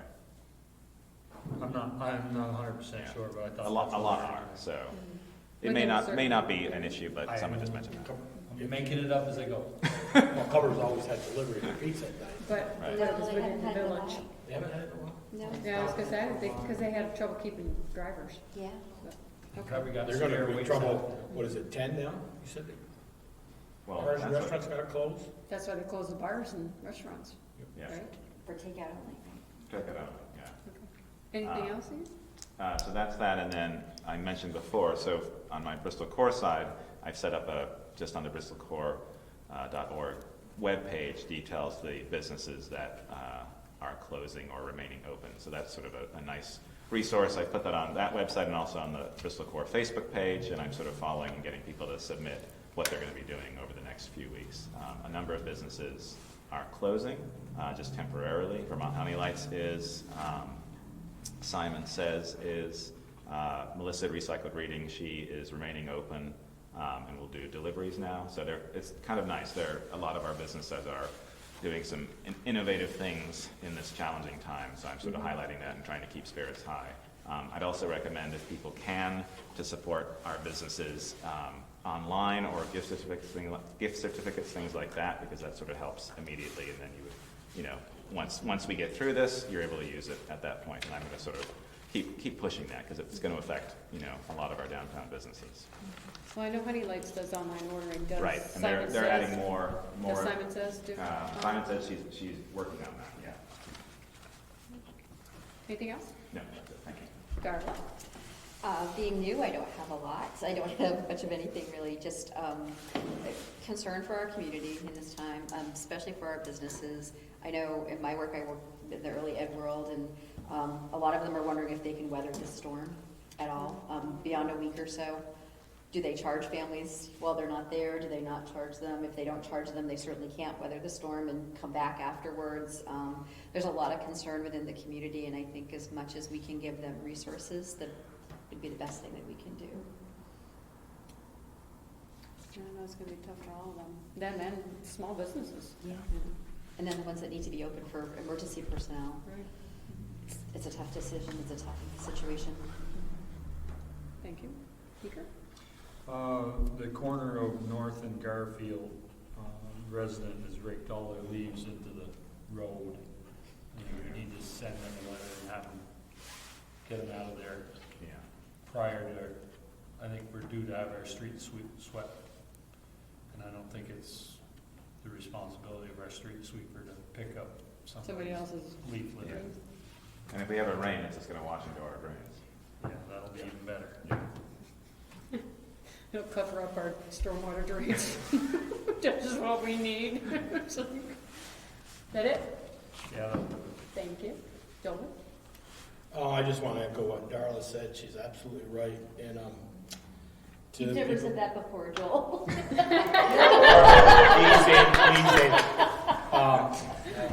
I say truth. Jack Nicholson said, can't handle the truth, right? But no, and people, check on your neighbors. If you're sick, stay home and wash your hands. We'll get through this. Keep your head up. It's going to be a tough road to hoe. Please It's don't too bad the pour. bars are closing, because the peanuts taste different now. That's it. No, I don't have anything. Okay. Town administrator's report. Anything else you want to add? I don't have much to add. Just on the list of the upcoming agenda items, I had intended to add town plan review and zoning and subdivision regs review are on the near horizon for the select board. So just be on the lookout for that. And to report that Joel, Alex and I attended that food waste workshop in Middlebury not too long ago. It was very worthwhile. And we'll probably try to arrange to have something already set up for here. All right, who's gonna do the executive session motions? You can still do it. That'd be a good one for Darrell. Okay, that is, I'll read- we're just ready read for that executive statement. session? I make a I motion. can read it. Make a motion, we enter into executive session to discuss contract negotiations and personnel matters, those two. And And labor relations. Purchases. Okay, labor relations, yeah. And purchases. And did you say personnel? Yeah, it's a personnel. Personnel, so contract, personnel, and labor relations. And who are we Contract asking to negotiations. stay? The road foreman and For the police one, chief? and we're gonna invite Kit, okay. We're gonna invite Public Works, per one VSA 313. And police. Oh, yes, and the chief of police. Somebody want a second? Second. Any Not really. discussion? Well, All those in favor? aye. Any opposed? Okay.